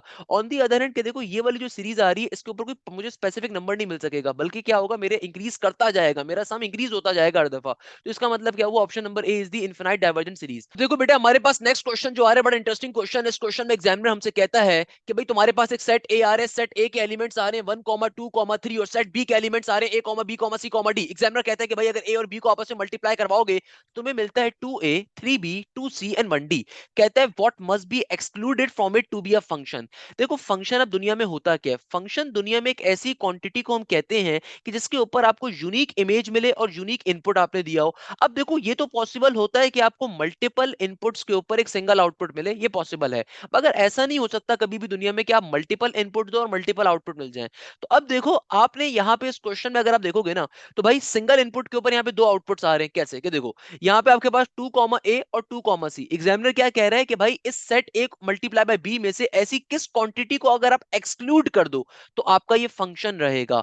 तो भाई यहाँ पे सिर्फ एक क्वांटिटी ऐसी आ रही है कि अगर मैं उसको गौर से देखूं तो भाई ये 2 के ऊपर मुझे ए भी मिल रहा है और 2 के ऊपर मुझे यहाँ पे सी भी मिल रहा है। इसका मतलब क्या हुआ कि भाई किसी इनमें से किसी एक क्वांटिटी को एक्सक्लूड करना पड़ेगा। तो 2 कॉमा सी अगर मैं एक्सक्लूड करूंगा तो 1 to 1 फंक्शन बन जाएगा। 1 to 1 फंक्शन का मतलब क्या होता है? सिंगल इनपुट पे सिंगल आउटपुट का मिलना। सही है ना? ये सिंपल आपका 1 to 1 फंक्शन की डेफिनेशन होती है। मैंने ऑलरेडी फंक्शन के टॉपिक में बहुत डिटेल में पढ़ाई भी है कि देखो आपके पास सेट ए के अंदर 1 2 3 आ रहा था और सेट बी में आ रहा था ए बी सी और डी। तो अब जरा गौर से समझो, पहला सेट आपको गिवन है 2 से लेके ए पे जा रहा है, दूसरे सेट में आपसे 3 से बी पे जा रहा है, तीसरे सेट में 2 से फिर सी पे भी जा रहा है और चौथे सेट में 1 डी का मतलब क्या है कि यहां से यहां पे आ रहा है। अब अगर आप गौर से देखो ना तो भाई 1 to 1 फंक्शन की बेसिक डेफिनेशन क्या होती है कि 1 to 1 फंक्शन के अंदर एक इनपुट से एक आउटपुट होना चाहिए। यहाँ पे अगर आप देखो 2 से, तो 2 से ए पे भी आउटपुट मिल रहा है, 2 से सी पे भी आउटपुट मिल रहा है। तो ये बेसिक डेफिनेशन को क्या कर रहा है? जस्टिफाई नहीं करता। सही है ना? तो इसका मतलब इनमें से किसी एक को आप रिमूव करोगे।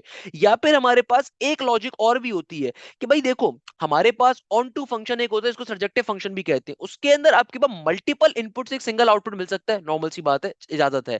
और इसी तरीके से हमारे पास एक कॉन्सेप्ट और होता है that is 1 to 1, that is bijective function. उसके अंदर मल्टीपल इनपुट से एक सिंगल आउटपुट का मिलना, वो भी इजाजत है, कोई मसले की बात नहीं है। मगर कभी भी ये पॉसिबल नहीं हो सकता आपके पास फंक्शंस के अंदर कि एक सिंगल इनपुट से आप मल्टीपल आउटपुट्स को दे रहे हो। भाई मल्टीपल इनपुट से सिंगल आउटपुट मिल सकता है, इसकी इजाजत होती है मैथ्स के अंदर, मगर सिंगल इनपुट से मल्टीपल आउटपुट्स कभी पॉसिबल नहीं है। कि देखो यहाँ पे 2 कॉमा ए भी आपके पास आ रहा है, यहाँ पे 2 कॉमा ए भी आपके पास आ रहा है और 2 कॉमा सी भी आपके पास आ रहा है। देखो सिंगल इनपुट है मगर दो डिफरेंट आउटपुट्स आ रहे हैं, तो ये पॉसिबल नहीं हो सकता, फंक्शन की डेफिनेशन के खिलाफ है। तो 2 कॉमा सी को अगर मैं एक्सक्लूड कर दूंगा तो आंसर आ जाएगा। सिंपल वे में क्वेश्चन क्या हो गया? सॉल्व हो गया। नेक्स्ट क्वेश्चन में एग्जामिनर कहता है कि भाई अगर आपके पास एच टी की वैल्यू है 60t माइनस का 10t² then what is the value of T. Simple तरीके से एप्लीकेशन ऑफ डेरिवेटिव का क्वेश्चन आ रहा है। यहाँ पे आप एप्लीकेशन ऑफ डेरिवेटिव को अगर अप्लाई करो तो क्या बनेगा? इनका डेरिवेटिव ले लीजिए। 60t की वैल्यू क्या आ जाएगी? 60t की वैल्यू आपके पास आ जाएगी 60 आ जाएगा और माइनस के 10t² का डेरिवेटिव क्या हो जाएगा? ये हो जाएगा हमारे पास सिंपल तरीके से 10 to the 20t के बराबर। तो अगर इक्वल टू के दूसरी तरफ मैं जीरो कंसीडर कर लूंगा, फंक्शन का one time derivative F prime x किसके बराबर होता है? जीरो के। तो नेगेटिव का 20 वहां पे चला जाएगा तो क्या बन गया? पॉजिटिव का 20t इक्वल टू के बाद 60। तो जीरो से जीरो कट गया, 2 3 6, तो टी की वैल्यू आपके पास 3 आनी चाहिए। Line which is parallel to 6 9 0 1 and 0 -9। इस तरह से 3 पॉइंट्स की इक्वेशन निकालनी थी पैरेलल लाइन के। देखो हमेशा याद रखो भाई आपके पास सिंपल तरीके से आपको इक्वेशन ऑफ अ लाइन निकालनी है, पैरेलल लाइन जिसके ऊपर 3 पॉइंट्स आपको गिवन है। कोई मसले की बात नहीं है। एक बेसिक सी मेरी शॉर्टकट ध्यान में रखिएगा कि देखो बेटा आपको सिंपल तरीके से एग्जामिनर कह रहा है कि भाई आपके पास एक लाइन है, उस लाइन के ऊपर 3 पॉइंट्स आ रहे हैं। उस लाइन के ऊपर क्या आ रहे हैं? 3 पॉइंट्स। एक पॉइंट है 6 9, एक पॉइंट आपके पास गिवन है 0 1, एक पॉइंट गिवन है 0 -1। कहता है कि इसके पैरेलल में जो लाइन है ना उसकी इक्वेशन बताओ क्या होगी। अब देखो इसको सॉल्व कैसे करेंगे?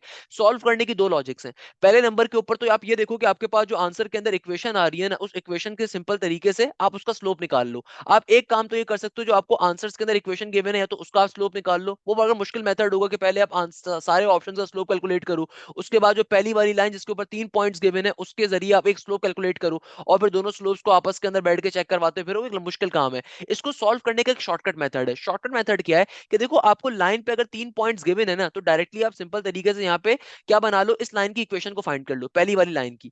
हमेशा याद रखो अगर आपके पास लाइन पे 2 पॉइंट्स आ जाए ना तो उसकी इक्वेशन निकालना बहुत ही आसान होता है। इक्वेशन कैसे बनाओगे? y माइनस का y1 is equal to m का m इंटू x माइनस का x1। ये क्वेश्चन मैंने बाय द वे ऊपर भी सॉल्व करवाया है, यहाँ पे बच्चे ने तरीके से लिख के दिया है, ऊपर ही मैंने बात ऑल्दो आपको बताई थी कि देखो आपके पास 3 पॉइंट्स अगर आ रहे हैं तो सिंपल वे में पहले आप इक्वेशन निकाल लो इस लाइन की। जब आपके पास इस लाइन की इक्वेशन आ जाएगी ना तो अब सॉल्व करना बहुत ही बच्चों का काम है, क्योंकि देखो अगर आपके पास इस लाइन की इक्वेशन आ गई तो इसका मतलब क्या है कि भाई जो भी लाइन इसके पैरेलल होगी उसके अंदर x और y कोफिशिएंट सेम होंगे, क्योंकि पैरेलल लाइंस की प्रॉपर्टी होती है कि हमेशा उनके x और y कोफिशिएंट सेम रहते हैं। यानी कि देखो मेरे पास for example let us consider मेरे पास पहली वाली लाइन की इक्वेशन आती है 2x माइनस का 3y प्लस का 9। अब आप अपने आंसर्स चेक करोगे, आंसर में जहां पे भी आपको 2x माइनस का 3y दिखेगा ना, कांस्टेंट कुछ भी हो, कांस्टेंट को नहीं देखना, जहां पे भी आपको सेम कोफिशिएंट दिखेंगे इसका मतलब वो करेक्ट आंसर होगा। Because always remember this thing, whenever the lines are parallel to each other there x and y coefficient are always similar. सही है ना? बेसिक कांसेप्ट है। अच्छा नेक्स्ट क्वेश्चन मैं ऑलरेडी सॉल्व करवा चुका हूं ऊपर, सिंपल तरीके से यार मल्टीप्लाई करवा, उसके बाद डेरिवेटिव ले लो, बच्चों के तरीके सॉल्व हो जाए। सिंपल तरीके से इक्वेशन आ रही है और आपको उसकी मिनिमम वैल्यू को फाइंड करना है। देखो कभी भी मिनिमम मैक्सिमम को कॉन्सेप्ट डाल कैसे फाइंड करते हैं। आपके पास सिंपल तरीके से क्वेश्चन आ रहा है y is equal to 2 minus का ln 3x, तो कैसे सॉल्व करोगे। देखो सबसे पहले नंबर के ऊपर आपको मालूम है y का मतलब कि fx गिवन है, तो fx की वैल्यू 2 माइनस का ln 3x आ रही है, तो आप क्या करोगे भाई, सबसे पहले इसका वन टाइम डेरिवेटिव ले लोगे, तो it should become f prime x। तो भाई इसका वन टाइम डेरिवेटिव क्या हो जाएगा, 2 का डेरिवेटिव होता है 0, ln 3x का डेरिवेटिव क्या हो जाएगा बेटा, ln 3x का डेरिवेटिव में फॉर्मूला क्या होता है, ln का डेरिवेटिव में फॉर्मूला होता है 1 डिवाइडेड बाय फंक्शन, तो 1/3x हो गया, और फिर फंक्शन का डेरिवेटिव लोगे तो 3 आ जाएगा। 3 से 3 काट दोगे, सिंपल तरीके से क्या बन जाएगा, यानी कि आपके पास f प्राइम x की वैल्यू आ जाएगी सिंपल तरीके से नेगेटिव का 1/x के बराबर। अब आपको मालूम है कि एक्सट्रीम कंडीशन को यूटिलाइज करोगे तो f प्राइम x की वैल्यू 0 प्लॉट कर दीजिए, तो क्या बन जाएगा, ये हो जाएगा 0 इज इक्वल टू नेगेटिव का 1/x। तो अगर मैं इसको रेसिप्रोकेट करवाता हूं, सिंस मुझे x की वैल्यू चाहिए, तो रेसिप्रोकेट करवा दो, तो आपके पास x की वैल्यू किसके बराबर आ जाएगी, 0 के बराबर आ जाएगी।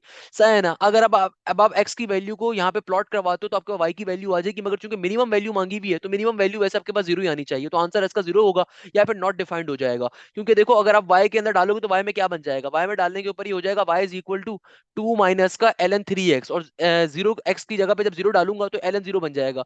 ln 0 इन्फिनिटी के बराबर होता है, तो इसका मतलब y की वैल्यू नॉट डिफाइंड हो जाएगी। कहने का मकसद क्या है कि भाई f डबल प्राइम x भी अगर आप निकालोगे ना इस क्वेश्चन का, तो f डबल प्राइम x भी आपके पास नहीं सही आएगा, क्योंकि f डबल प्राइम x के ऊपर क्या बन जाएगा, ये हो जाएगा आपके पास सिंपल तरीके से f डबल प्राइम x की अगर मैं वैल्यू भी निकालूंगा ना, यानी कि मैक्सिमम मिनिमम चेक करने के लिए कि फंक्शन की वैल्यू मैक्सिमम किसके ऊपर है मिनिमम किसके ऊपर है, तो ये हो जाएगा मेरे पास नेगेटिव का 1 divided by negative negative positive का एक्स स्क्वायर, और चूंकि एक्स 0 आ रहा है तो अनडिफाइंड हो जाएगा मेरे पास, यानी कि मिनिमम वैल्यू आ ही नहीं सकती। इसी तरीके से देखो हमारे पास बच्चे ने नेक्स्ट क्वेश्चन को शेयर किया हुआ है, simple y is equal to cos square x वाला, इस क्वेश्चन को मैं ऑलरेडी करवा चुका हूं आपको, अर्थमेटिक मीन वाला भी ऑलरेडी करवा चुका हूं। यहाँ पे क्वेश्चन आ रहा है log 5 माइनस का 3।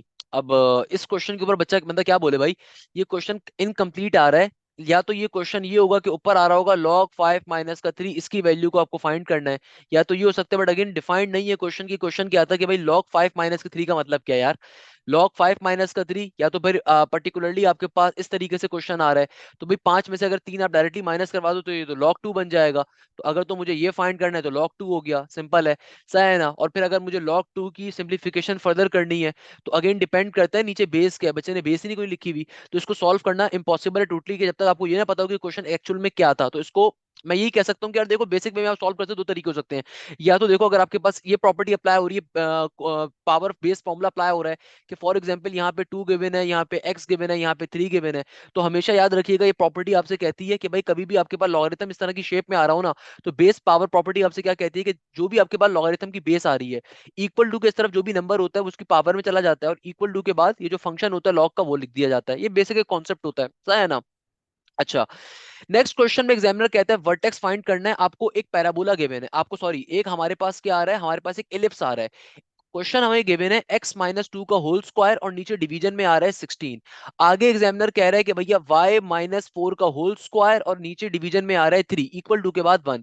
तो भाई इसको अगर आप इसकी नॉर्मल कंडीशन से कंपेयर करवाओगे, देखो हमारे पास मैथ्स का बेसिक कॉन्सेप्ट होता है, कभी भी इलिप्स का क्वेश्चन आ रहा है और फ्रैक्शन की फॉर्म में जिसकी नीचे बड़ी वैल्यू होती है उसका मेजर एक्सेस होता है इलिप्स के अंदर, तो क्या बन जाएगा, ये हो जाएगा x माइनस h का whole square divided by a square plus का y माइनस k का whole square divided by b square equal to के बाद 1 आ जाएगा। तो यानी कि यहां से मेरे पास a की वैल्यू आ जाएगी 4 के बराबर प्लस माइनस 4, और b की वैल्यू आ जाएगी प्लस माइनस के रूट 3 के बराबर। नेगेटिव के h के सामने चूंकि नेगेटिव का 2 आ रहा है तो h की वैल्यू 2 होगी, ऑब्वियसली k की वैल्यू 4 होगी। तो अगर आपको वर्टेक्स निकालना है तो वर्टेक्स निकालने का फॉर्मूला क्या होगा, वर्टेक्स निकालने का फॉर्मूला होगा h plus minus a comma k, यानी कि क्या बन जाएगा, h की वैल्यू अगर 2 गिवन है तो ये बन जाएगा 2 प्लस माइनस का 4 कॉमा k किसके बराबर है, k बराबर है आपके पास 4 के, तो ये बन जाएगा एक दफा 6 प्लस का 2, ऑब्वियसली शुड बिकम 6 कॉमा 4, और एक दफा आ जाएगा आपके पास नेगेटिव 2 कॉमा 4। ये आपका पर्टिकुलरली इसका वर्टेक्स का आंसर होगा। हमेशा इस कॉन्सेप्ट को ध्यान में रखिएगा, इलिप्स के नीचे इलिप्स के नीचे फ्रैक्शन के अंदर जिसकी वैल्यू बड़ी होती है ना उसका मेजर एक्सिस होता है। तो आप सिंपल वे में देखो, आपने h निकाल लिया, k निकाल लिया, a निकाल लिया, b निकाल लिया, आपको वर्टेक्स का फॉर्मूला पता है क्या होता है, सिंपलीफाई करवाओगे आंसर आ जाएगा। एग्जामिनर कहता है the eccentricity of the ellipse can be defined as the major of dash. हमेशा याद रखिएगा इलिप्स की जो एसेंट्रिसिटी होती है ना बेटा, ये आपके पास हमेशा 0 से बड़ी होती है मगर 1 से क्या होती है, छोटी होती है, simple is that. Next question में एग्जामिनर कहता है y is equal to a sec bx where a is not equal to 0 and b is not equal to 0, find the period.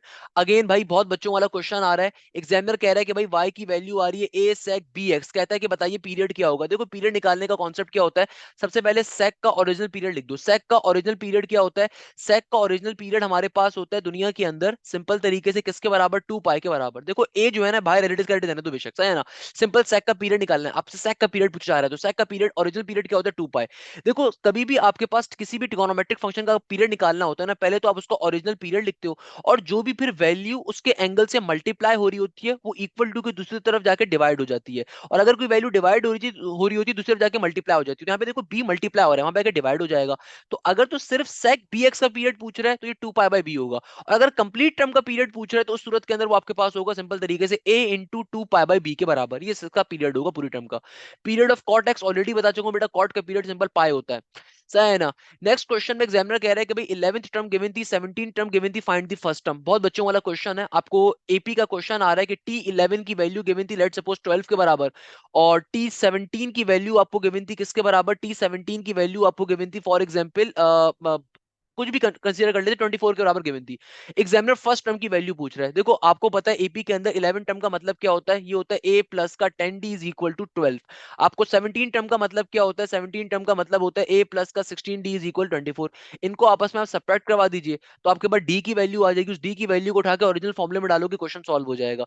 एक तरीकेकार ये होता है, वरना जो बच्चे मुझसे तालीम हासिल करते हैं मैंने उन्हें एक शॉर्टकट भी सिखाया है। याद रखिएगा डी की वैल्यू को शॉर्टकट पे निकालने का एक फॉर्मूला होता है कि डायरेक्टली आप सिंपल तरीके से डी की वैल्यू कभी भी निकालना चाहते हो ना शॉर्टकट के ऊपर, बहुत सिंपल सा फॉर्मूला है कि सबसे पहले नंबर के ऊपर ऊपर रखो बड़ी वाली टर्म की वैल्यू, तो बड़ी वाली टर्म की वैल्यू क्या है 24 के बराबर है, छोटी वाली टर्म की वैल्यू क्या है 12 के बराबर है, और नीचे बड़ी वाली टर्म का एन क्या है 17 के बराबर है, छोटी वाली टर्म का एन क्या है 11 के बराबर है। सिंप्लीफाई करवा दो आपके पास डी आ जाएगा। 24 में से 12 निकालोगे तो जाहिर सी बात है 12 ही आएगा, 17 में से 11 निकालोगे तो 6 आएगा, 6 1 6 2 12, तो कॉमन डिफरेंस आपके पास लेट सपोज 2 का आ गया। सही, अब आपको ए निकालना है तो ए निकालने के लिए आप डायरेक्टली प्लॉट करवा दो। आपको मालूम है कि यार आपके पास सिंपल तरीके से आपके पास पर्टिकुलरली T11 का फॉर्मूला क्या था, T11 का फॉर्मूला होगा ए प्लस का 10d इज इक्वल टू 12। तो उसको मैंने अगर ओपन करवाऊं तो आपके पास डी की वैल्यू 2 आई है, डी में 2 डाल दो तो क्या बन जाएगा, ये हो जाएगा आपके पास फॉर एग्जांपल 10 इंटू 2, ये आपके पास बन गया 20 के बराबर, तो 20 इज इक्वल टू 12। सिंप्लीफाई करवाओगे आपके पास ए की वैल्यू क्या आ जाएगी, नेगेटिव के 8 के बराबर आ जाएगी। सिंपल इज दैट, क्वेश्चन आप इजीली सॉल्व करवा सकते हो, कोई मुश्किल बात नहीं है इसके अंदर बेटा, सही है ना। आपके पास ए की वैल्यू आ गई, इस तरीके से कोई भी क्वेश्चन हो सकता है आप सॉल्व करवा सकते हो। अच्छा जो नेक्स्ट क्वेश्चन आ रहा है अगेन ये मेरे लेक्चर्स के अंदर भी मौजूद है बेटा, मैंने बहुत दफा करवाया हुआ है। एग्जामिनर कह रहे हैं 1 कॉमा एक्स कॉमा 2 माइनस का एक्स, कहता है छठी टर्म की वैल्यू बताओ। अब देखो इस क्वेश्चन को सॉल्व कैसे करते हैं, आप डिपेंड करता है क्वेश्चन एपी का आ रहा है जीपी का आ रहा है, जिसके ऊपर भी आ रहा है आप सॉल्व कर सकते हो।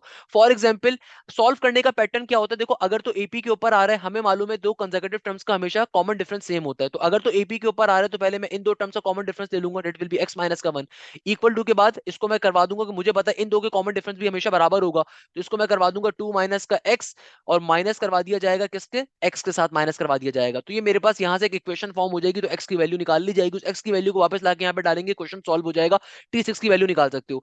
या फिर अगर जीपी का क्वेश्चन आ रहा है तो हमें पता है कि through out the series common ratio similar रहता है, तो उसके अंदर मेरी इक्वेशन क्या बन जाएगी, x divided by 1 is equal to 2 minus का x डिवाइडेड बाय x। तो भाई जीपी के अंदर हम इस इक्वेशन को यूटिलाइज कर लेंगे। देखो कभी भी आपके पास दो या दो से ज्यादा टर्म्स गिवन होती है और आपसे एग्जामिनर कहता है कि भैया बताइए कॉमन रेशियो या कॉमन डिफरेंस किस क्या चीज सिमिलर आ रही है, तो सॉल्व करने का पैटर्न क्या होता है कि भाई आप अगर तो एपी का कॉन्सेप्ट आ रहा है तो हम एपी के अंदर दोनों टर्म्स का जो भी आपके पास 3 या 4 टर्म्स आ रही है हम उनका कॉमन डिफरेंस ले लोगे, यानी कि आपको ये बात मालूम है कि कंसेक्यूटिव टर्म्स का कॉमन डिफरेंस हमेशा through out the series similar रहेगा। सिमिलरली जीपी के अंदर कॉमन रेशियो सिमिलर रहेगा, तो आप इस पैटर्न के ऊपर सिंप्लीफाई कर लेते हो।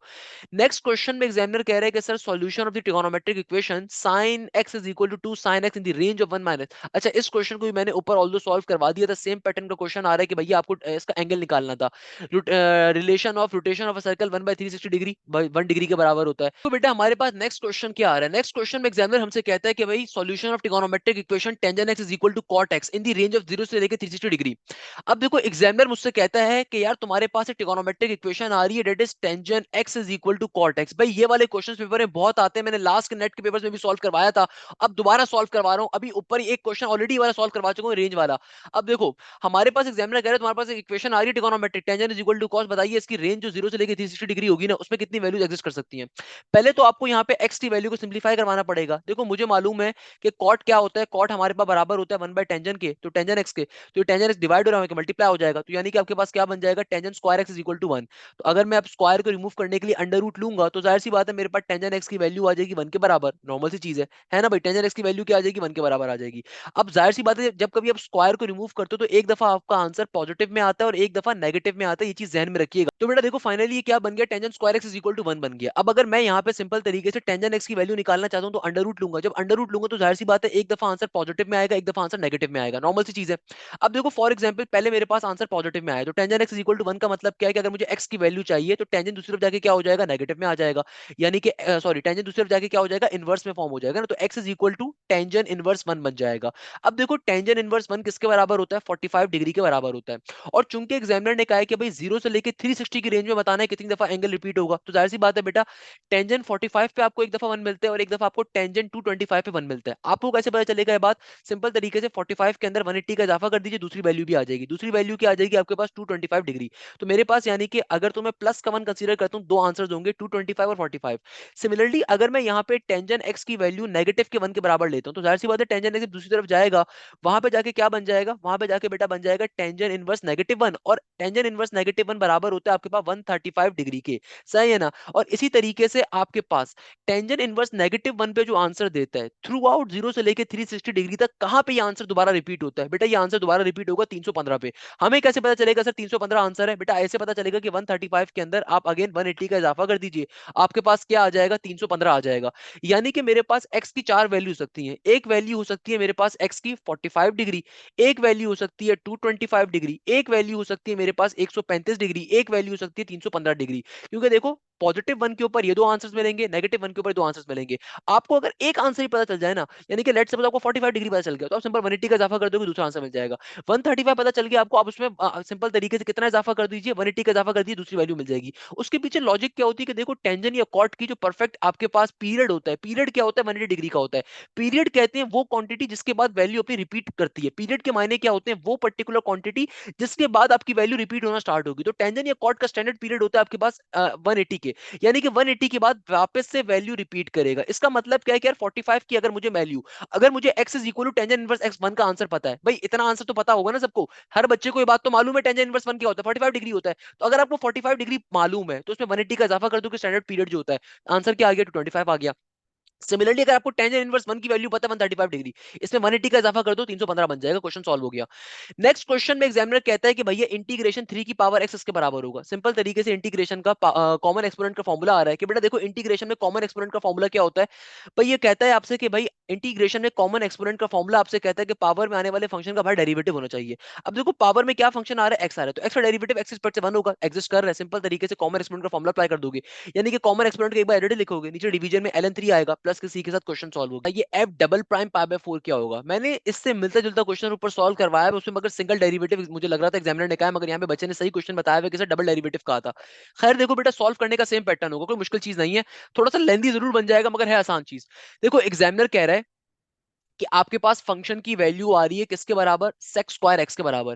कहता है कि भाई फाइंड करके बताओ F double prime pi by 4 की वैल्यू को। कैसे सॉल्व करेंगे इस क्वेश्चन को, देखो बेसिक कॉन्सेप्ट है। हम सबसे पहले फंक्शन का डेरिवेटिव निकालेंगे। सिंगल डेरिवेटिव क्या होगा भाई, एफ प्राइम कहलाता है, हमें एफ डबल प्राइम निकालना है, तो पहले सिंगल डेरिवेटिव निकालेंगे। तो भैया पावर फॉर्मूला इस्तेमाल करोगे, पावर फॉर्मूला क्या कहते हैं, पावर को पहले लिखोगे, पावर में से एक माइनस करके लिखोगे, फिर बेस का डेरिवेटिव लोगे। तो सेक का डेरिवेटिव में फॉर्मूला क्या होता है बेटा, ये बराबर होता है sec x into tangent x के बराबर होता है, सही है ना। अब इसको अगर मैं सिंप्लीफाई करवा लेता हूं तो क्या बन गया, देखो 2 का 2, ये सेक जब सेक से मल्टीप्लाई होगा तो जाहिर सी बात है क्या बन जाएगा बेटा, ये बन जाएगा हमारे पास sec square x into tangent x का टेंजन एक्स, है ना। अब अभी आपने वन टाइम डेरिवेटिव लिया, एग्जामिनर ने कहा डबल डेरिवेटिव लेना है, तो भाई डबल डेरिवेटिव अगर मैं लेने के ऊपर अब जाऊंगा, यानी कि इसी टर्म का वन टाइम मोर डेरिवेटिव लूंगा, 2 का 2 पहले आ गया। अब देखो ये दो फंक्शंस मल्टीप्लाई हो रहे हैं तो डेरिवेटिव का मल्टीप्लिकेशन फॉर्मूला यूज करेंगे। मल्टीप्लिकेशन फॉर्मूला क्या कहता है, पहली वाली टर्म को एडिटिव रहने दो, दूसरी वाली टर्म का डेरिवेटिव लो। टेंजन एक्स का डेरिवेटिव क्या होता है, सेक स्क्वायर एक्स होता है। कहता है प्लस का साइन लगाओ बीच में। अब जिस टर्म का डेरिवेटिव ले चुके हो उसको एडिटिव रहने दो, और जिस टर्म का डेरिवेटिव नहीं लिया उसको डेरिवेटिव लो। सेक्स स्क्वायर का डेरिवेटिव लेंगे तो सेक्स स्क्वायर का डेरिवेटिव क्या होगा, ऊपर भी लिया था अभी दोबारा से लेना पड़ेगा। सेक्स स्क्वायर का डेरिवेटिव होगा 2 इंटू सेक एक्स, आगे क्या हो जाएगा, आगे देखो सेक स्क्वायर का डेरिवेटिव कैसे लोगे ना, पावर फॉर्मुला अप्लाई करो, पावर पहले आया, पावर में से माइनस करके लिखा, और फिर बेस का डेरिवेटिव क्या बन जाएगा, सेक एक्स का डेरिवेटिव सिंपल सेक इंटू टेंजन एक्स आ जाएगा, यानी कि सेक इंटू टेंजन एक्स आपके पास आ जाएगा, टेंजन इंटू सेक एक्स कह लो, बात एक ही होती है, सही है ना। तो यानी कि हमारे पास ये आ गया सेक्स स्क्वायर का डेरिवेटिव। अब इसको अगर मैं सिंप्लीफाई करके लिखूं तो क्या बन जाएगा, देखो ये हो जाएगा 2 का 2 बाहर एडिट सेक स्क्वायर क्या बन गया, ये बन जाएगा सेक की पावर 4x प्लस का साइन, देखो ये टेंजेंट जब टेंजेंट से मल्टीप्लाई होगा तो क्या बन जाएगा, ये हो जाएगा हमारे पास टेंजेंट स्क्वायर एक्स, और सेक सेक से जब मल्टीप्लाई होगा तो क्या बन जाएगा, ये हो जाएगा सेक स्क्वायर एक्स, है ना बेटा।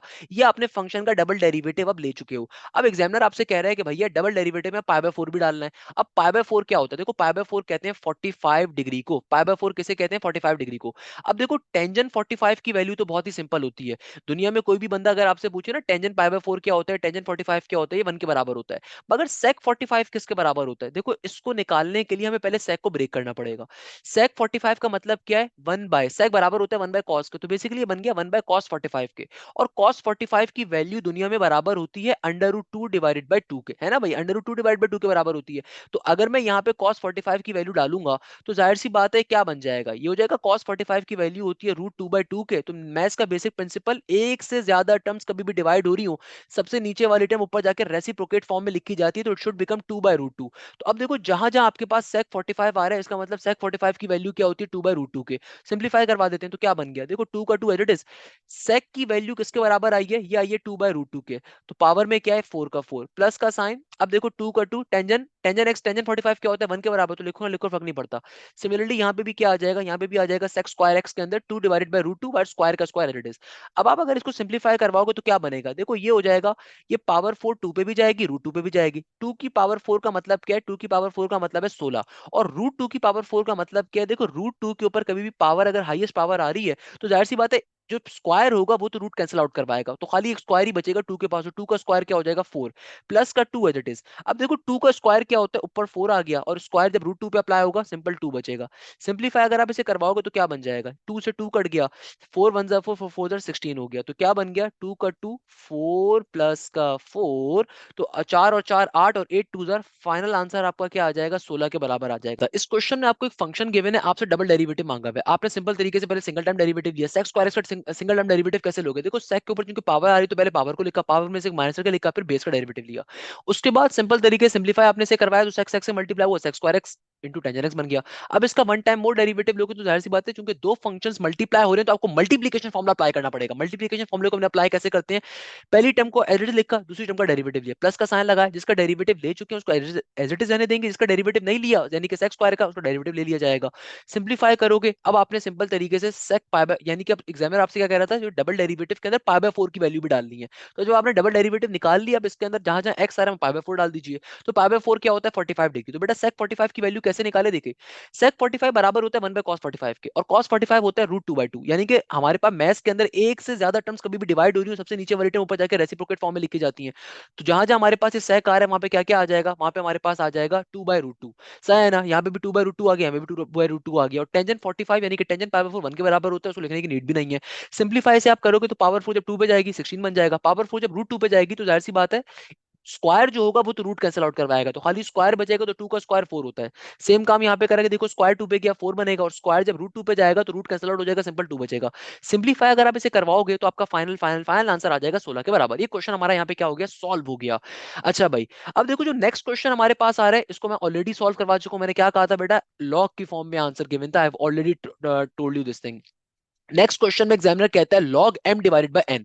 अब देखो log m divided by n, यहाँ पे बेसिकली एग्जामिनर ने आपसे लॉगरिथम की प्रॉपर्टी पूछी हुई है कि देखो कभी भी दुनिया के अंदर दो टर्म्स डिवाइड हो रही है उनसे पहले लॉगरिथम आ जाए, तो लॉगरिथम की प्रॉपर्टी ये होती है कि लॉगरिथम दोनों टर्म्स के ऊपर इंडिविजुअली अप्लाई होता है और बीच में साइन आ जाता है नेगेटिव का, बेसिक प्रॉपर्टी है लॉगरिथम की। नेक्स्ट क्वेश्चन में एग्जामिनर कहता है कि भैया slope of the straight line निकालने को कहा हुआ था, भाई slope of the straight line कैसे निकालोगे, अगेन बच्चों वाला कॉन्सेप्ट है, नेगेटिव का a divided by b, a यानी कि आपके पास x का कोफिशिएंट क्या आ रहा है 5, और b का कोफिशिएंट b यानी कि y का कोफिशिएंट क्या आ रहा है 5, तो स्लोप ऑफ द लाइन क्या आ जाएगा नेगेटिव का 1। अगेन नेक्स्ट हमारे पास बायनोमियल थ्योरम का क्वेश्चन आ रहा है, सेम क्वेश्चन हम ऑलरेडी क्लास के स्टार्ट में सॉल्व कर चुके हैं। नेक्स्ट क्वेश्चन जो हमारे पास आ रहा है ना बेटा, ये हमारे पास बड़ा इंपॉर्टेंट क्वेश्चन। अच्छा तो बेटा अब देखो हमारे पास जो नेक्स्ट क्वेश्चन आ रहा है ना, बड़ा इंपॉर्टेंट क्वेश्चन आ रहा है, इस क्वेश्चन में रिकरिंग डेसिमल का कॉन्सेप्ट आपसे पूछा जा रहा है, और ये कॉन्सेप्ट बेतहाशा नस्ब के अंदर आता है, जो बच्चे मुझसे पढ़ते हैं दे नो दिस थिंग कि मैंने इस क्वेश्चन को सॉल्व करवाया हुआ है। ये क्वेश्चन हमारे पास आ रहा है 0.45 और उसके ऊपर दो डॉट्स गिवन होंगे, या बहुत दफा एक क्वेश्चन ऐसे आ जाएगा 0.45454545। अब देखो इस क्वेश्चन को सॉल्व कैसे करते हैं, आइए मैं आपको पहले इसका एक बेसिक क्वेश्चन करवाता हूं ताकि आपको बात समझ में आए। फॉर एग्जाम्पल कभी भी अगर आपके पास ऐसा नंबर आ जाए ना, लेट सपोज आपके पास नंबर आ जाए पेपर में 2.12 और उसके ऊपर डॉट आ जाए। इस डॉट का मतलब क्या होता है, रिकरिंग डेसिमल है, यानी कि एक्चुअल के अंदर ये नंबर क्या होगा, एक्चुअल के अंदर ये नंबर होगा 2.1222222222 एंड सो ऑन। आपसे एग्जामिनर बोलेगा इसको फ्रैक्शन में सॉल्व करके बताओ, इसका फ्रैक्शन में आंसर बताओ क्या होगा। देखो इनको सॉल्व करने का तरीकेकार क्या होता है कि जो भी डेसिमल से पहले वाला नंबर है ना, आप उसको उठा के बड़ा करके लिख देते हो, फिर फ्रैक्शन का सिंबल लगाते हो। अब डेसिमल के बाद टोटल जितने नंबर्स होते हैं ना, आप उनको एक दफा लिखते हो, और इसमें से माइनस करवाते हो नॉन रिपीटिंग पार्ट को, नॉन टर्मिनेटिंग पार्ट को। तो नॉन टर्मिनेटिंग पार्ट क्या है मेरे पास, यानी कि जो रिपीट नहीं कर रहा, तो वो पार्ट मेरे पास है 1 का, तो 1 आ जाएगा, सिंपल सा है ना, यानी कि जिसकी अकरेंस रिपीट नहीं हो रही। अब डिवीजन के अंदर याद रखिएगा इस कॉन्सेप्ट को, डिवीजन में जाने के बाद जितने नंबर्स रिपीट हो रहे होते हैं ना, उतने 9 लगाते हो, और जितने नंबर्स रिपीट नहीं हो रहे होते डेसिमल के बाद, उतने 0 लगाते हो। अब देखो डिवीजन के अंदर जाने के बाद एक नंबर खाली रिपीट हो रहा है, मुझे दिख रहा है 2 के ऊपर खाली डॉट आ रहा है, तो एक बार 9 आएगा।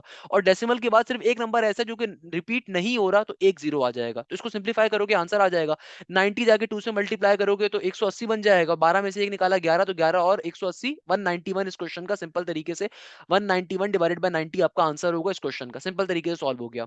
अब देखो अगर मेरे पास लेट सपोज क्वेश्चन आ जाए 2.5, अब देखो इस क्वेश्चन को समझने के लिए पहले एग्जांपल को समझो कि भाई 2.5 के ऊपर डेसिमल आ रहा है या डॉट आ रहा है, इसका मतलब क्या है कि क्वेश्चन एक्चुअल में 2.555555 टिल इंफिनिटी रिपीट होता जा रहा है। हमें इसे सॉल्व करना है, कैसे सॉल्व करेंगे, शॉर्टकट क्या है कि देखो जो भी पहले नंबर आ रहा है ना, कुछ भी नंबर हो सकता है भाई, जरूरी नहीं यहाँ पे 2 हो, आप कुछ भी ले लो। लेट सपोज यहाँ पे 4 है, कोई भी नंबर पहले आ सकता है डेसिमल से, जो भी नंबर आ रहा है ना आप बड़ा करके लिखो, फ्रैक्शन का सिंबल लगाओ। अब देखो डेसिमल के बाद जितने भी नंबर्स आ रहे होंगे ना, उनको एक दफा लिखोगे, माइनस करवाओगे वो नंबर जो रिपीट नहीं हो रहे। अब देखो 5 के ऊपर डॉट आ रहा है और सिर्फ एक ही नंबर यहाँ पे डेसिमल के बाद एग्जिस्ट कर रहा है जो कि रिपीट होने वाला है, तो यानी कि कोई भी ऐसा नंबर नहीं है डेसिमल के बाद जो रिपीट ना हो रहा हो, तो यहाँ पे 0 आ जाएगा। और नीचे डिवीजन में जाने के बाद आप क्या करोगे, डिवीजन में जाने के बाद जितने नंबर्स रिपीट होते हैं उतने 9 आते हैं, और जितने नंबर डेसिमल के बाद रिपीट नहीं हो रहे होते उतने 0 आते हैं। यहाँ पे कोई भी नंबर ऐसा नहीं है जो रिपीट ना हो रहा हो, इसका मतलब एक ही 0 नहीं आएगा। सिंपल सिंप्लीफाई करवाओगे तो आंसर आ जाएगा, क्या आंसर आ जाएगा, ये आपके पास आ जाएगा मेरा बेटा 4 9 हमारा 45, 45 प्लस का 5 50, 50 डिवाइडेड बाय 9 आपका पर्टिकुलरली क्वेश्चन सॉल्व होके आ गया। ये आपका सिंपल सा आंसर इस क्वेश्चन का, सही है ना। ये आपका क्या हो जाएगा, क्वेश्चन का सिंपल तरीके से आंसर सॉल्व होके आ गया इस क्वेश्चन का। While on the other hand इधर देखो, अब आपके पास यहाँ पे एग्जामिनर क्या कह रहा है, आपसे एग्जामिनर कह रहा है 0.45 दो डॉट्स आ रहे हैं, कैसे सॉल्व करोगे भाई, बहुत बेसिक सी बात है बच्चा। अगर आपको सॉल्व करना है तो सॉल्व करने के पीछे लॉजिक क्या होगी कि भाई डेसिमल से पहले क्या आ रहा है, 0 आ रहा है, सही है ना, हमने फ्रैक्शन का फ्रैक्शन लगाया। डेसिमल के बाद जितने भी नंबर्स एग्जिस्ट कर रहे होते हैं उन सबको लिखते हो, माइनस करवाते हो जो नंबर्स रिपीट नहीं हो रहे, तो कोई भी ऐसा नंबर नहीं है 4 भी रिपीट हो रहा है और 5 भी रिपीट हो रहे हैं कि दोनों पे डॉट डॉट आ रहे हैं, तो 0 आ जाएगा। नीचे डिवीजन में जाने के बाद जितने नंबर्स रिपीट हो रहे होते हैं उतने 9 आते हैं, दो नंबर्स रिपीट हो रहे हैं, दो 9 आएंगे। कोई भी डेसिमल के बाद ऐसा नंबर नहीं है जो रिपीट नहीं हो रहा, तो कोई भी 0 नहीं आएगा। तो यानी कि 99 को 0 से मल्टीप्लाई करवाया, 45 में ऐड करवाया, तो क्या बन जाएगा, सिंपल ही आ जाएगा 45 डिवाइडेड बाय 99। ये आपका इस क्वेश्चन का क्या होगा, आंसर होगा 45 डिवाइडेड बाय 99, क्योंकि जाहिर सी बात है ना, इस तरीके से सिंप्लीफाई कर लोगे। भाई ये क्या काम करे, बेसिक होल फ्रैक्शन की फॉर्म जो बचपन से सॉल्व करते हुए आ रहे हो वो चीज ही है कि 9 2 18, 18 में 3 का इजाफा करोगे तो क्या बन गया, 18 में 3 का इजाफा 21, 21 बाय 9, यानी कि होल फ्रैक्शन फॉर्म जो होती है ना, सिंपल तरीके से वही हमने किया है। तो 99 को 0 से मल्टीप्लाई करा, 45 में ऐड करा, तो सिंपल ऊपर क्या बन गया, ऊपर आपके पास आ गया 45 का 45, नीचे डिवीजन में 99 का 99, ये इस क्वेश्चन का आंसर होगा, सिंपल वे में क्वेश्चन सॉल्व हो गया। नेक्स्ट क्वेश्चन में एग्जामिनर आपसे कहता है कि सर वो एनटीएच टर्म पूछी हुई थी। अब देखो एनटीएच टर्म को फाइंड कैसे किया जाता है मेरा बेटा, एनटीएच टर्म को फाइंड करने का बहुत सिंपल से तरीकेकार होता है। आपको ऑप्शंस के अंदर चार ऑप्शंस गिवन होंगे, आपने करना क्या है, आपको सीरीज सीक्वेंस गिवन है, आपको सीक्वेंस गिवन है, आप सबसे पहले एन की वैल्यू 1 रखोगे बारी बारी चारों ऑप्शन में, जिसके ऊपर आपको पहली वैल्यू प्रूव हो गई, यानी कि वो आपकी एन की वैल्यू 1 प्रूव कर रहा है। आप क्रॉस वेरिफिकेशन करने के लिए एन की वैल्यू 2 भी उसी ऑप्शन पे रखोगे, यानी कि देखो चार आपको नीचे एनटीएच की जनरल टर्म्स गिवन होंगी। फॉर एग्जांपल एक जनरल टर्म गिवन है एन प्लस का 1 डिवाइडेड बाय 3, लेट सपोज आपने एन की वैल्यू 1 डाली, जब 1 डाली तो सिंप्लीफाई करोगे 1 2 डिवाइडेड बाय 3 आ गया, तो क्या पहली वैल्यू 2 डिवाइडेड बाय 3 आ रही है, अगर तो आ रही है तो यही आपके इस क्वेश्चन की जनरल टर्म है। अगर नहीं आ रही तो नेक्स्ट ऑप्शन पे जाओगे, जो भी ऑप्शन सेटिस्फाई कर रहा होगा उस पर कोशिश करिएगा 2 से 3 टर्म्स डाल के चेक करने की, यानी कि एन की वैल्यू 1 डाल ली, एन की वैल्यू 2 डाल दी, तो 2 डालोगे सेकंड टर्म मिलनी चाहिए, 3 डालने में थर्ड टर्म मिलनी चाहिए, 4 डालने में फोर्थ टर्म मिलनी चाहिए। तो जो भी आपकी एनटीएच टर्म होगी ना, यानी कि जनरल टर्म होगी, वो आपकी तमाम वैल्यूज को सीक्वेंस की वेरीफाई कर रही होगी। अच्छी क्लास के अंदर हम लोगों ने तमाम जो कराची के अंदर, कोयटा के अंदर नेट 2 के जितने पेपर से मैं उनको सॉल्व करवाया, आई होप ये क्लास के तमाम लेक्चर्स आप क्वेश्चन आपको समझ में आए होंगे। From my side best of luck मेरे प्यारे शागिर्दों आपको। और अगर आप भी चाहते हो नस्ट के क्लास में हिस्सा बनना, तो भाई मेरी नस्ट के नेट 3 नेट 4 के न्यू बैचेस स्टार्ट हो रहे हैं, आप उसको ज्वाइन अप कर सकते हो। बिल्कुल। तो पूरे नेट 3 नेट 4 तक की फीस बहुत मामूली सी होती है, 6,500 7,000 रुपीज के अराउंड। इसके अंदर फिजिक्स मैथ्स केमिस्ट्री इंग्लिश तमाम पढ़ाई जाती है, कंप्यूटर पढ़ाई जाती है, आईक्यू पढ़ाई जाती है, बेसिक मैथ्स पढ़ाई जाती है। इधर if you are applying for the NBS, इधर if you are applying for the NUST business school और the NUST engineering side, NUST computer side, तो आप कहीं भी अप्लाई करो, आप बैच को ज्वाइन अप कर सकते हो। तो मेरे new batch time to time start होते रहते हैं, आप बिल्कुल लाजमी तौर पर उनको ज्वाइन अप करो। तो यहीं पे इस क्लास को एंड करेंगे, रिमेनिंग क्वेश्चन को नेक्स्ट क्लास में सॉल्व अप कर रहे होंगे हम लोग।